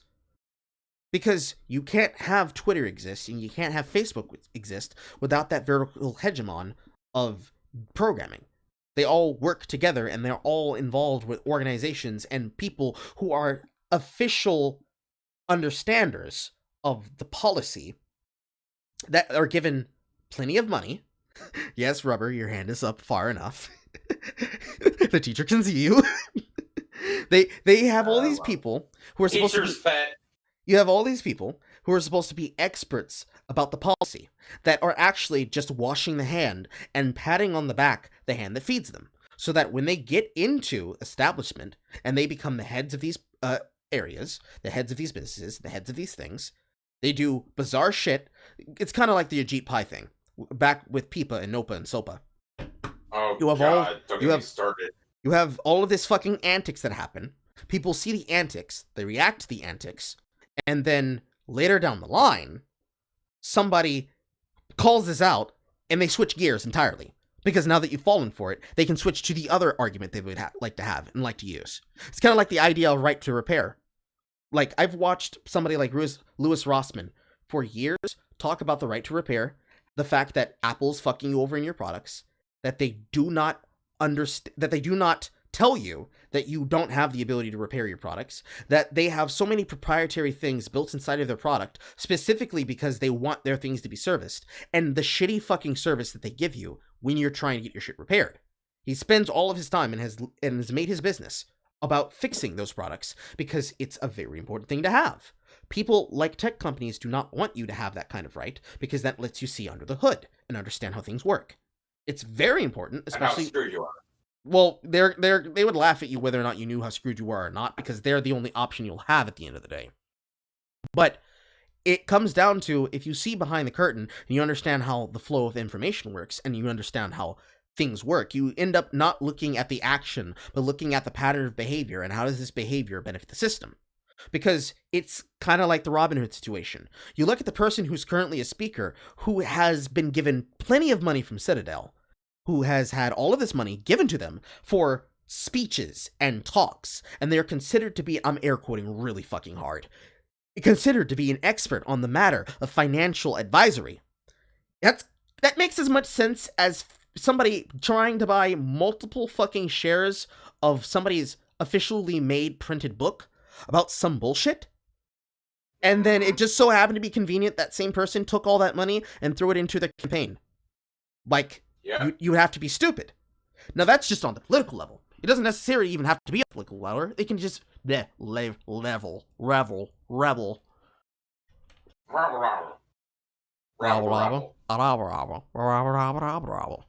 But it doesn't even have. What the hell are you doing? It doesn't even have to be on the political level. It can be just as simple as understanding how an industry protects itself. Because how many times have we seen this kind of... Carl, you cut out again. God damn it, Carl. I felt like what's his name? I can hear you now. I guess. Oh my god. I tried to move my pop filter close to my microphone. My phone said, nope, too close. You're touching me. Stranger danger. But it doesn't even have... No, it was Tommy was so, don't touch me, motherfucker. But it doesn't even have to be political, because the perfect example of this is all the fucking time it happens on Twitch. Because Twitch, in my viewpoint at this point in time, I would say is a radical left company. Not necessarily because the people... dumpster fire is what it is. That too, but not even necessarily because the people who work for it, or the things that happen on it, but specifically the way they choose to look at situations. God damn it. You're not wrong.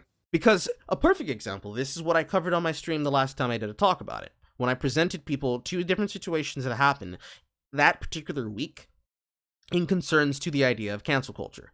Because cancel culture is not when a person disagrees with you and you throw a fit about it on Twitter, hoping that you'll get check marks to backpat you so you could possibly get a check mark of your own because you agree with them. Because this was the situation with the streamer Critical Ward. When they chose to remove Gutex as the face of PogChamp after Ashley Babbitt, say her fucking name by the way, after Ashley Babbitt was murdered by the Capitol Police, whether or not you want to say she was rioting or not, we have it on tape from multiple different angles. We have the assassination in 4K. So this is not something that's contested. We know this for certain. She was shot and was near net a threat.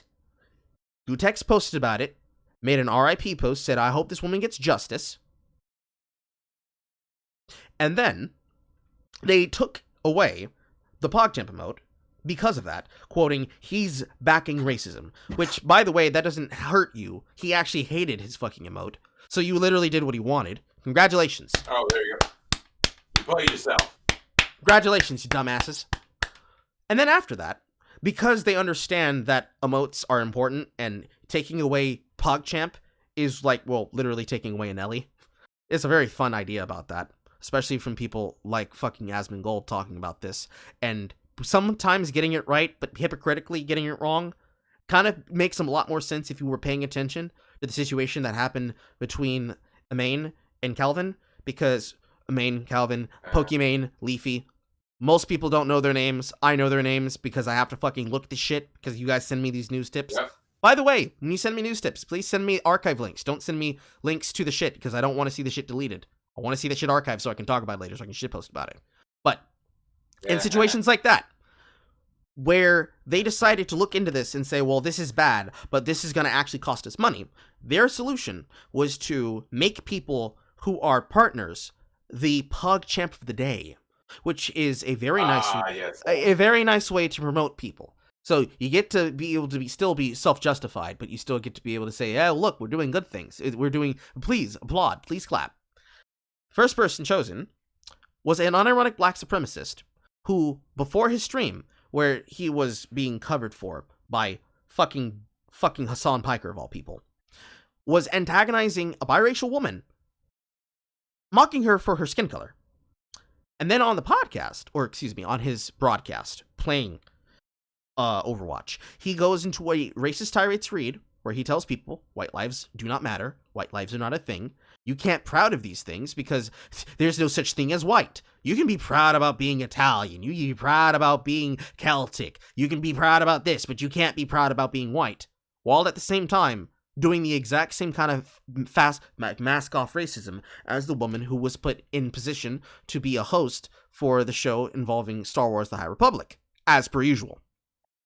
The brain rot here is that the company did not pull that. Now, even if I had said that, they wouldn't do that because they're going to be scared about the backlash they get for deplatforming a black person for talking about black issues, not black issues. It's very important you look at my wavelength when I say that, not black. Because they're terrified. They're terrified of the reaction they'd get if they deplatform somebody for talking about issues that they care about. Literally just yesterday, while we were setting this up, I saw a fucking tweet from the official Minecraft account about how they're going to make a good violence mod to teach children about racism because Black History Month. Oh my god, are you? Oh yes, I'm very serious. It was. I know you are. I laughed very hard. Because I love how Notch is the definition of the phrase "fuck you, money." I'm honestly I'm less mad about it because he is so well off. He doesn't have to work a day in his damn life, and they can fuck this up no matter what. He don't care. Like, I honestly just love that about him. He is just the most, or definition of base, and he can just afford to be it. It's awesome. Anyway, continue. Mm-hmm. But even in all the situations, because it's always the same shit, because all these things blend together, because all these news stories are important like that together. They just happen in the same frequency, and if you're not paying attention, they go by so fast. It's half the reason why I wanted to make the podcast. But these situations all follow a simple fucking pattern. If you look at the behavior and how they use the behavior to justify action, it is always the system protecting itself. They want to make money on Twitch. Quote from Joker. Part of the plan. They want the scene with Two-Face. Sorry. Yes, they want to make money on the thing that is important to protect. For something like Twitch, it unironically is protecting Twitch thoughts. You can say whatever argument you about, because I have heard every single argument about it. The problem with Twitch thoughts is twofold. Number one, people are not really just... There are people with cognizant thought. Let me start it off that way. People with the common sense to understand the problem. That it's not literally all women are trying to take your money. They're all abusing you. They're all trying to make parasocial relationships. In actuality, there's a bunch of women and men, DSP too, if we consider him a man. There are a bunch of people. There's a bunch of people who are trying to take advantage of the fact that there are people who want parasocial relationships and bonds with creators. And so they monetize those people, and because those people exist, it makes it harder for women in general to be able to break into the scene, because there will be people who will expect them to be the exact same as them and want to stand out away from that. People like Melody Mack are a perfect example of this. Because on any given Sunday, she can talk about whatever the fuck she wants, whether it be cosplaying as Tomb Raider or talking about her job where she's a host for GameStop TV. But when she just happens to peek her head up and talk about how much she loves the thing that she loves, here comes Nina Sarkeesian out of fucking nowhere to say, actually, no, you don't. You're just doing it for attention. You just want the male attention because you're a pick-me. But then, over in situations like, say, YouTube, protecting priority creators and fucking them over, shitting on people like me because I have the audacity to talk about things that are important, because we choose to talk about things that are in the news, whether they be current events or not, that ends up causing a problem for them, because now the hypocrisy begins to work its way into the system, where people see that it's a 2-caste system. Technically, at this point, it's a 3-caste system. You have priority creators, then you have the people who are big enough to be recognized so they're verified and have a check mark, or people are aware of their name and they regularly search their content because they know who they are, and then you have literally everybody else. Everybody else who falls in that category is not being prioritized as a creator to get priority advertising. And any person who disrespects the company is being kicked out of the flow of the system because they want to take advantage and use the situations to make the money that comes from doing that. Whether it be a grift or not. It doesn't necessarily have to be. It just has to be they recognize how the system works and they are gaming it to its maximum efficiency. The protection that you have to recognize there is that the system is just protecting itself. It's the exact same thing with the stock market when concerning GME and concerning the stocks for AMC and Nokia and all these other quote-unquote meme stocks that are being protected.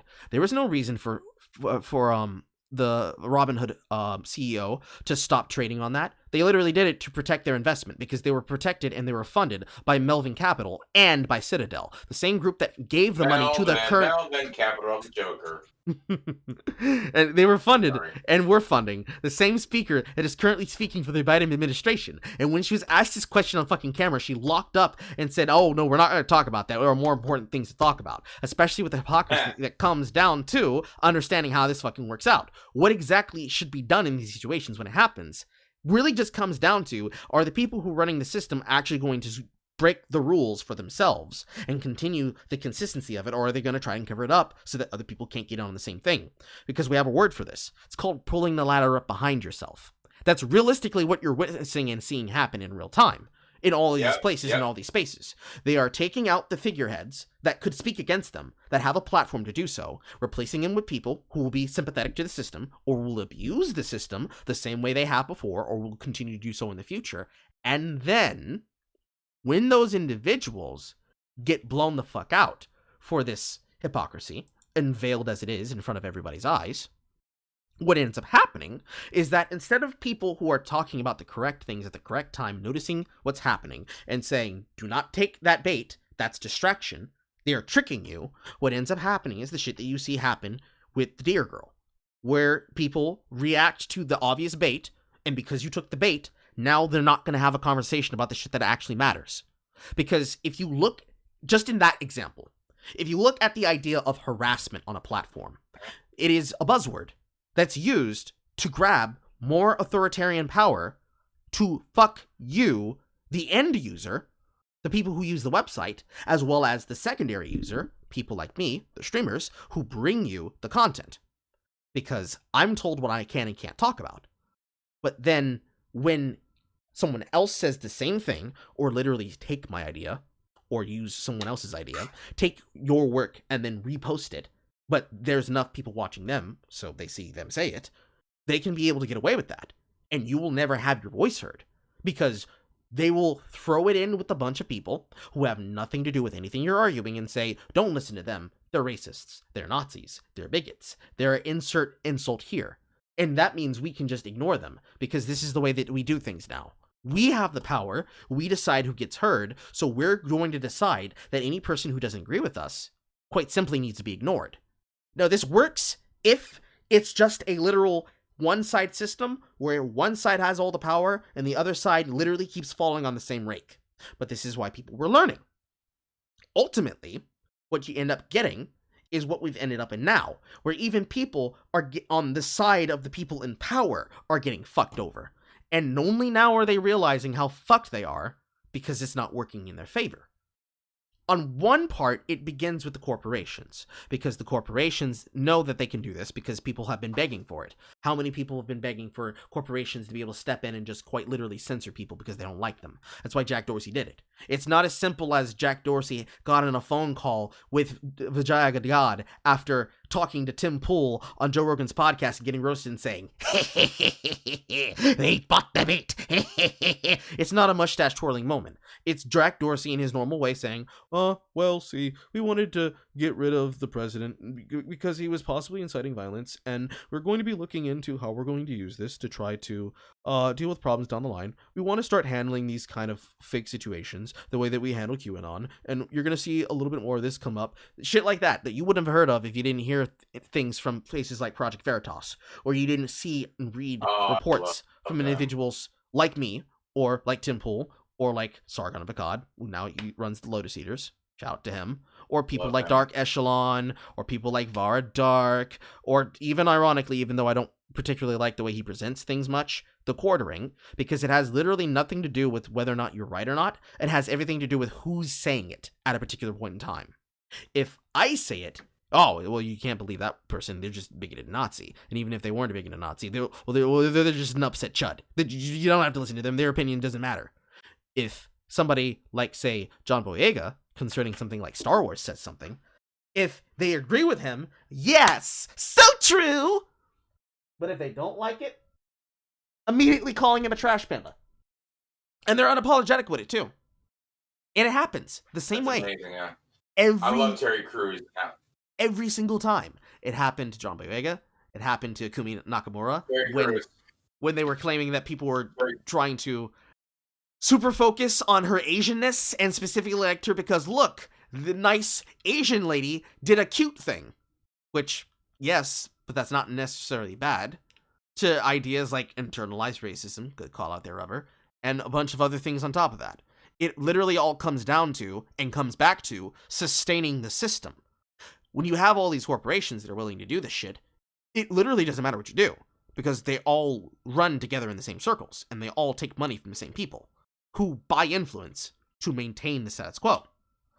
So ultimately, at the end of the day, you could just say, well, throw your hands up, you're fucked, but it's more to do with using the system, and then when you're in a position to be able to have the decision, making the smart choice, which is to push back against it, and constantly be a thorn in their side. Because on one hand, if they try to censor you, it just makes you more popular.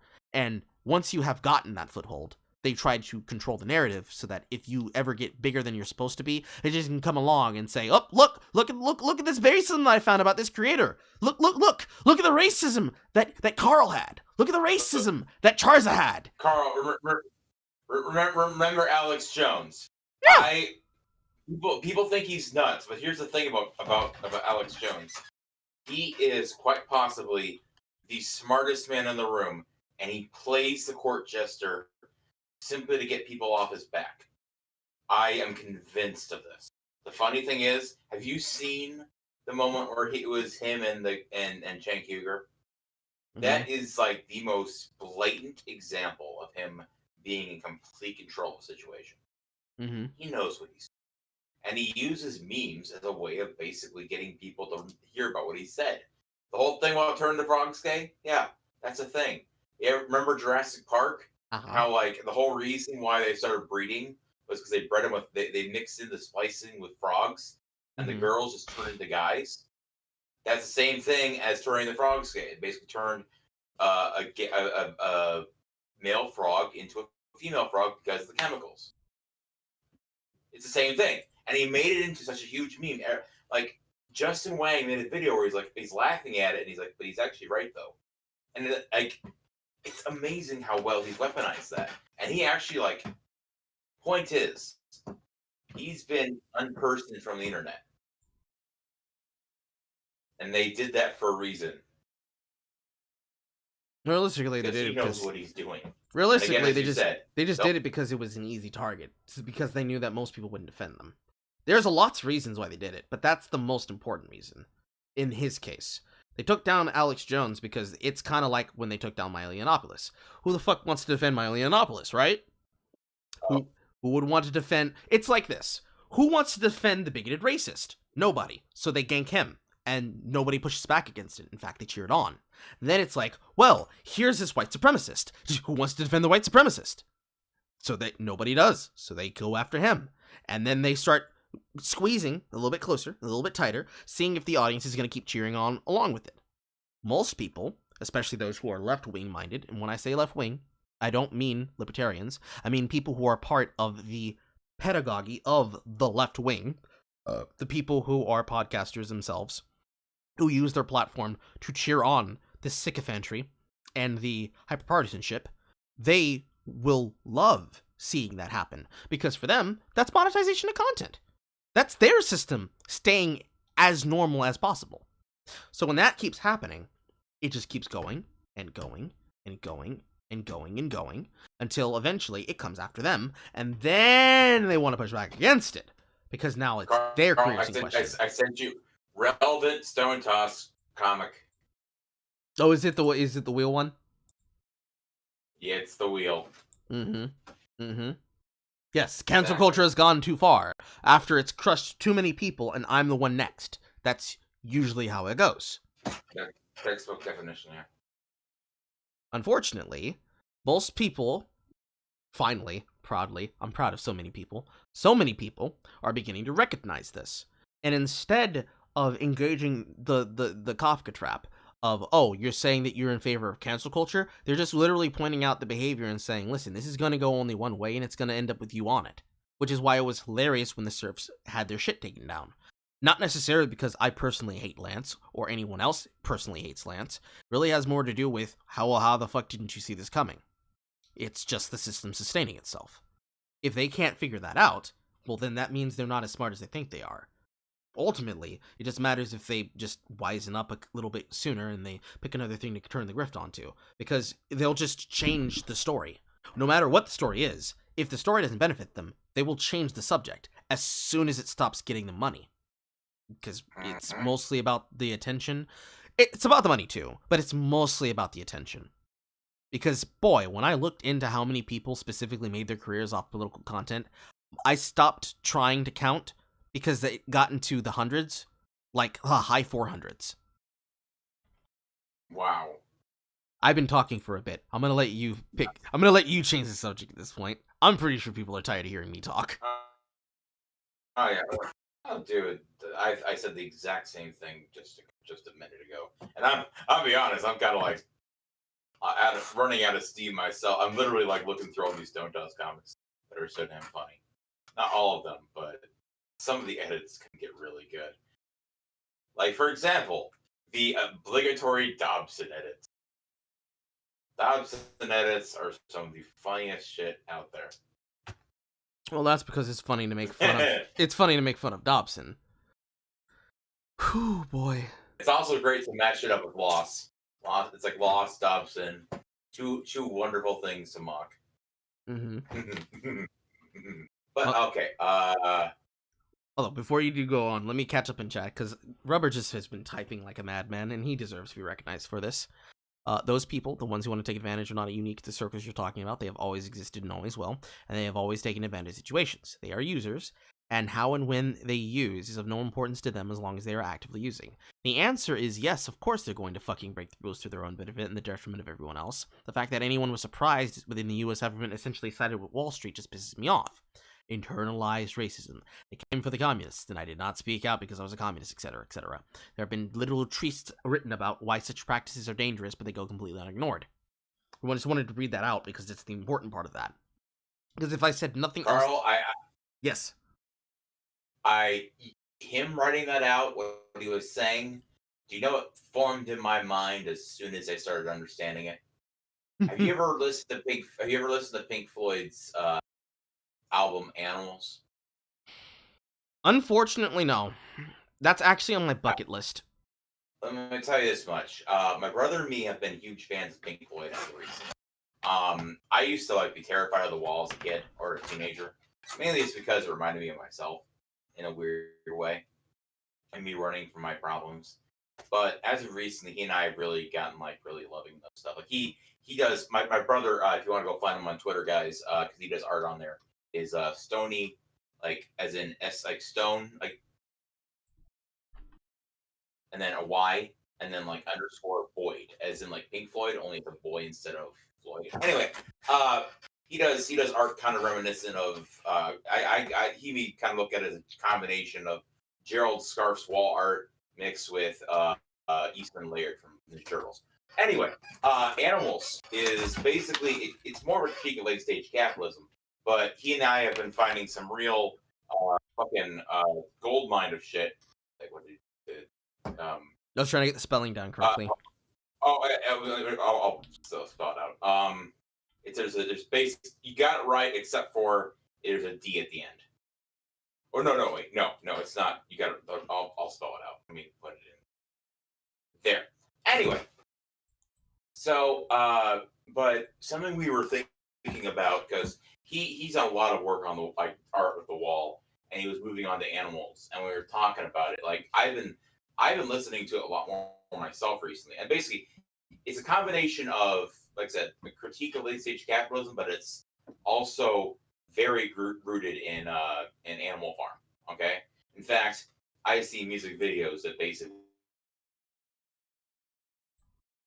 rendition of a music song, because there's like basically it's like you got 3 songs: dogs, which takes up majority of the first half; pigs, 3 different ones; and sheep. The dog or the pigs and the sheep are pretty well rooted in iconography. Pigs being the aristocratic, higher up, and then you have like sheep that are like the mindless masses. But dogs is very rooted in what they were arguing about that. But to me personally, I mean, I'd recommend you listen to it. It's a fantastic album.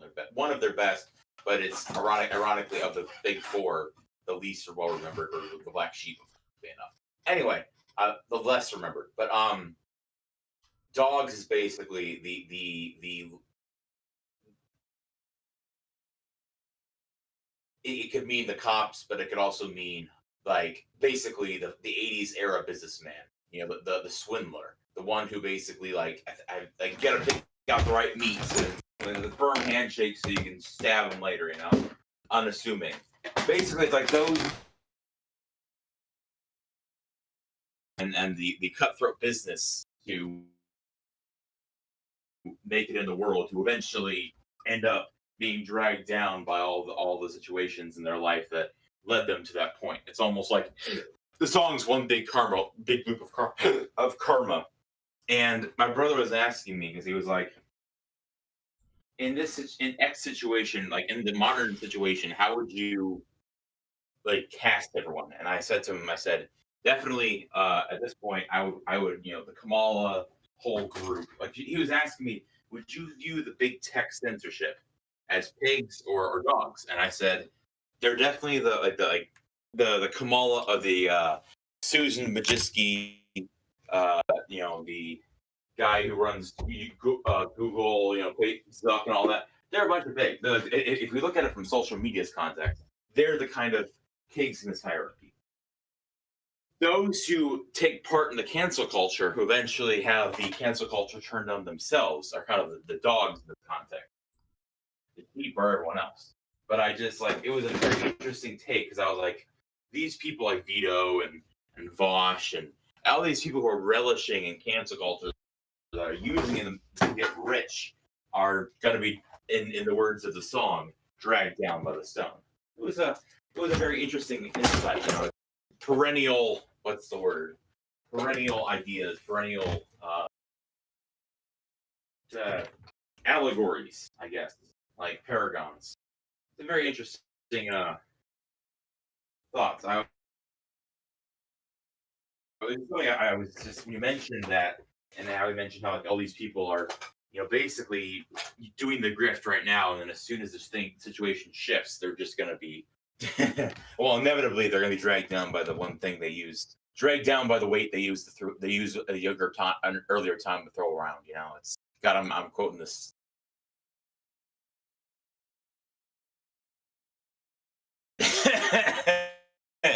I think we're going to have to call it a night, unfortunately. Sorry about that. There's no problem, dude. How long have we been going for? Nearly 3 hours? I think it's about right. At least.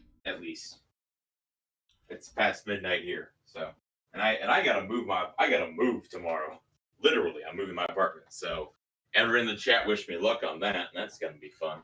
Rip your back. Well, no, it's not that. It's if anything. Funny thing is, like, if anything, it's the snow. It's the ice. Because like I mentioned this, Carl. He lives down in the south. We got hammered with snow this last week here up here in middle bumfuck nowhere, Indiana. And so the problem is that like when I have stress, which I had a lot in relationships in this move, like my hamstrings clench up. And today I was taking time to move like a bunch of like smaller things like my DVDs and whatnot. Mhm. And like I think I was walking out of I don't know where I was walking out of, but like, or no, it was last night. I was like leaving work, and like I slid a little bit on the ice, and like, oh god, the hamstring pulled because I was trying to keep myself steady, and so that's gonna be the one problem I'm worried about, that, and getting it done one thing at a time. Wind chill's gonna be wind chill's gonna be negative tomorrow, so yeah. Down here in the Bible Black, I don't even fucking guess what the weather's gonna be anymore. The fucking weather is as temperamental as a southern black woman. Oh Jesus. Oh yeah, it's really bad. See, it usually sometimes I like to make those jokes because unfortunately down here, they are 100% correct. And most of the people that you expect to be laughing about those jokes laugh about them in public because they're not wrong. And I'm not from here. And moving here and having to grow up with it, I have learned to stop looking at the broadcast because whatever the fuck it says, that's not the actual fucking weather. No, it's not. You could literally wake up at 6 a.m. It's completely fine outside. 10 minutes later, it's raining. 10 minutes after that, Carl, it's pouring hail. My town, they say, welcome to Fort Wayne, Indiana, where you can have all 4 seasons in 1 week. And the saddest part is they ain't wrong. Man, down here, we can sometimes get all 4 seasons and then an extra fucking year's rotation in a fucking day. And nobody understands it. Nobody knows why. Some people used to blame climate change, but honestly, I stopped caring because even though they've been trying to like push kids to learn about water pollution, I remember the fucking handbooks they used to give us from the fucking Captain Planet did it better. I mean, honestly, yes. There was actually a presentation that was done by my local water facility treatment plants trying to get kids to care about water pollution and understand acid rain. And they had this knockout fucking Captain Planet on the cover. And all of these... But he wasn't played by Don Cheadle, so it doesn't count. No, it was not. But it's like looking back at all of it, like, they tried so hard to get kids to care about environmentalism. They tried to do all the shit with using, like, anti-drug campaigns and No Child Left Behind. Bro, I can just tell you fucking right now, our entire generation let that dare dog down. We all let that motherfucker down. Every single one of us. But it is time for us to go, ladies and gentlemen. Well, one last thing. I was God damn it, there was something really funny I was gonna say. Something about, oh, right. Hey, Carl, if you ever want to look up something funny, look up the time when Jimmy Kimmel had freaking Billy G. Williams on to, I think it's on Vimeo, actually, to talk about a situation. You know, like the whole thing with Dub to Do and how, like, they named it Hitler, there's nothing wrong. We had a situation in our town that was a local equivalent of that in 2011. Because, like, oh, name this new government building. You know, they named it after our former mayor, Harry Balls. He's a beloved mayor of our town. We even have a street named after it, Harry Balls Drive. But they have to name it. They have to call it HB Drive nowadays, because So when they put up the naming, because they put it on the internet with no actual like contact. Oh, you could name it anything. I remember going on that website. I found like the Thunderdome, which I thought was pretty funny, the Hall of Justice, but of course, the top name was Harry Balls Government Center. So like Jimmy Kimmel was like, or Jimmy Fallon, one of those Jimmys, was like, he got up on his literal high horse and like talked about it, like, you got to name it this. I sent it to Roy William Johnson. He covered it when he was actually funny. And at the very end, they eventually named it Citizen Square. He's like, and Jimmy's like, well, naturally, I was outraged, but unfortunately, a commemorative collectible companies, gave you an idea. And so they had Billy D. Williams come on. It's like, if you love Fort Wayne, Indiana as much as I do, then you'll want to take a part of this American piece of American history. Harry Balls. He pulled out this bust. This bust is made of 100% brass and allow you to enjoy yourself a lifetime of enjoying Harry Ball. And now, for a limited time, they'll get one Harry Ball, one, but two Harry Balls for the low price of $29.95. And it's like, they'll come nestled in this Harry Ball sack. They're like 100% velvet. It's like, so no one busts your balls. Call now, and I'll even throw in this Harry Ball shaver. No, it's like the whole thing is one big phallic idea, and it's just hearing Billy D. Williams, Lando fucking Calrissian, say Fort Wayne, Indiana, and talk about Harry Ball. It makes me laugh, makes me smile, makes me proud of my country, makes me proud of my area. Anyway, talk to you later. Back when comedy and humor used to be a little bit more than just Drumpler. Oh boy, I think that's probably the best part that we can end the podcast on. You can rest assured knowing that you're going to live in a time period where they have to come up with new jokes. They probably won't. But there's a wonderful comedian who made a sketch basically of what if Biden wins. Mm-hmm. And it shows every few months out how hard it is for them to actually survive. Yeah, Trump was the hole was putting the sinking ship in the hole that was keeping them afloat. Well, yeah, now he's left. These people were supposed to fucking go under years ago, but they were kept afloat. Same with Twitter, because they completely attached themselves onto a news cycle, politicized everything, and then took away people's ability to run away from having to talk about it all the damn time, and then antagonized and ostracized people for the crime of not being permanently online. And now that they have lost their magic fucking goose, they finally killed the goose, they killed its egg, and they have nothing left. They're now looking for anything possible, and it's gonna be great. Have you ever seen that little video of Vice President Pence leaving the room, and for 9-10 seconds after he's already left, they're still screaming, "Oh, democracy!" All this other. It's just you can tell. It's like that scene from fucking Neil Patrick Harris. They're afraid. It's afraid. See, anyway. I just want to know if somebody has a picture or a video of fucking Podesta. Did he cry? I hope he cried.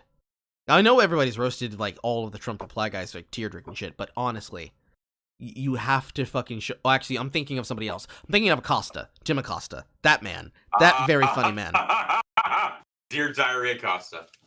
But yes, I want to know if somebody just got a close up of his face when he left office, knowing that oh no, it's over, because they're gonna go under soon, and I cannot fucking wait. I can't wait. I can't wait to see the death rattle. The death rattle is going to be a glorious sight to behold. Well, they're going to try to stay along as long as possible, and the longer they the longer they struggle, the funnier it's going to be. That's what I'm looking for. Hence my use of the phrase death rattle. It's going to be an amazing. You'll love to see it. Good stuff. Mm-hmm. And with that, I will bid you adieu. Yes, ladies and gentlemen, it's time for us to go. Thank you for hanging out with us. Thank you for coming by to the show. And remember, we love you. But I'll love you at night. Sure you will. I absolutely will. Don't say anything of legs, I think. Ladies and gentlemen, I have been Carl, and this has been Charza. Yo. You can be able to find all our shit descriptions. In the words of Yakko, good night, everybody. Good night, everybody. You can find our descriptions and shit in the bottom below. Enjoy the music, ladies and gentlemen. We will see you next time on another fucking episode of the Fried Chicanery. Bye, everybody! That was something else. Playing the music.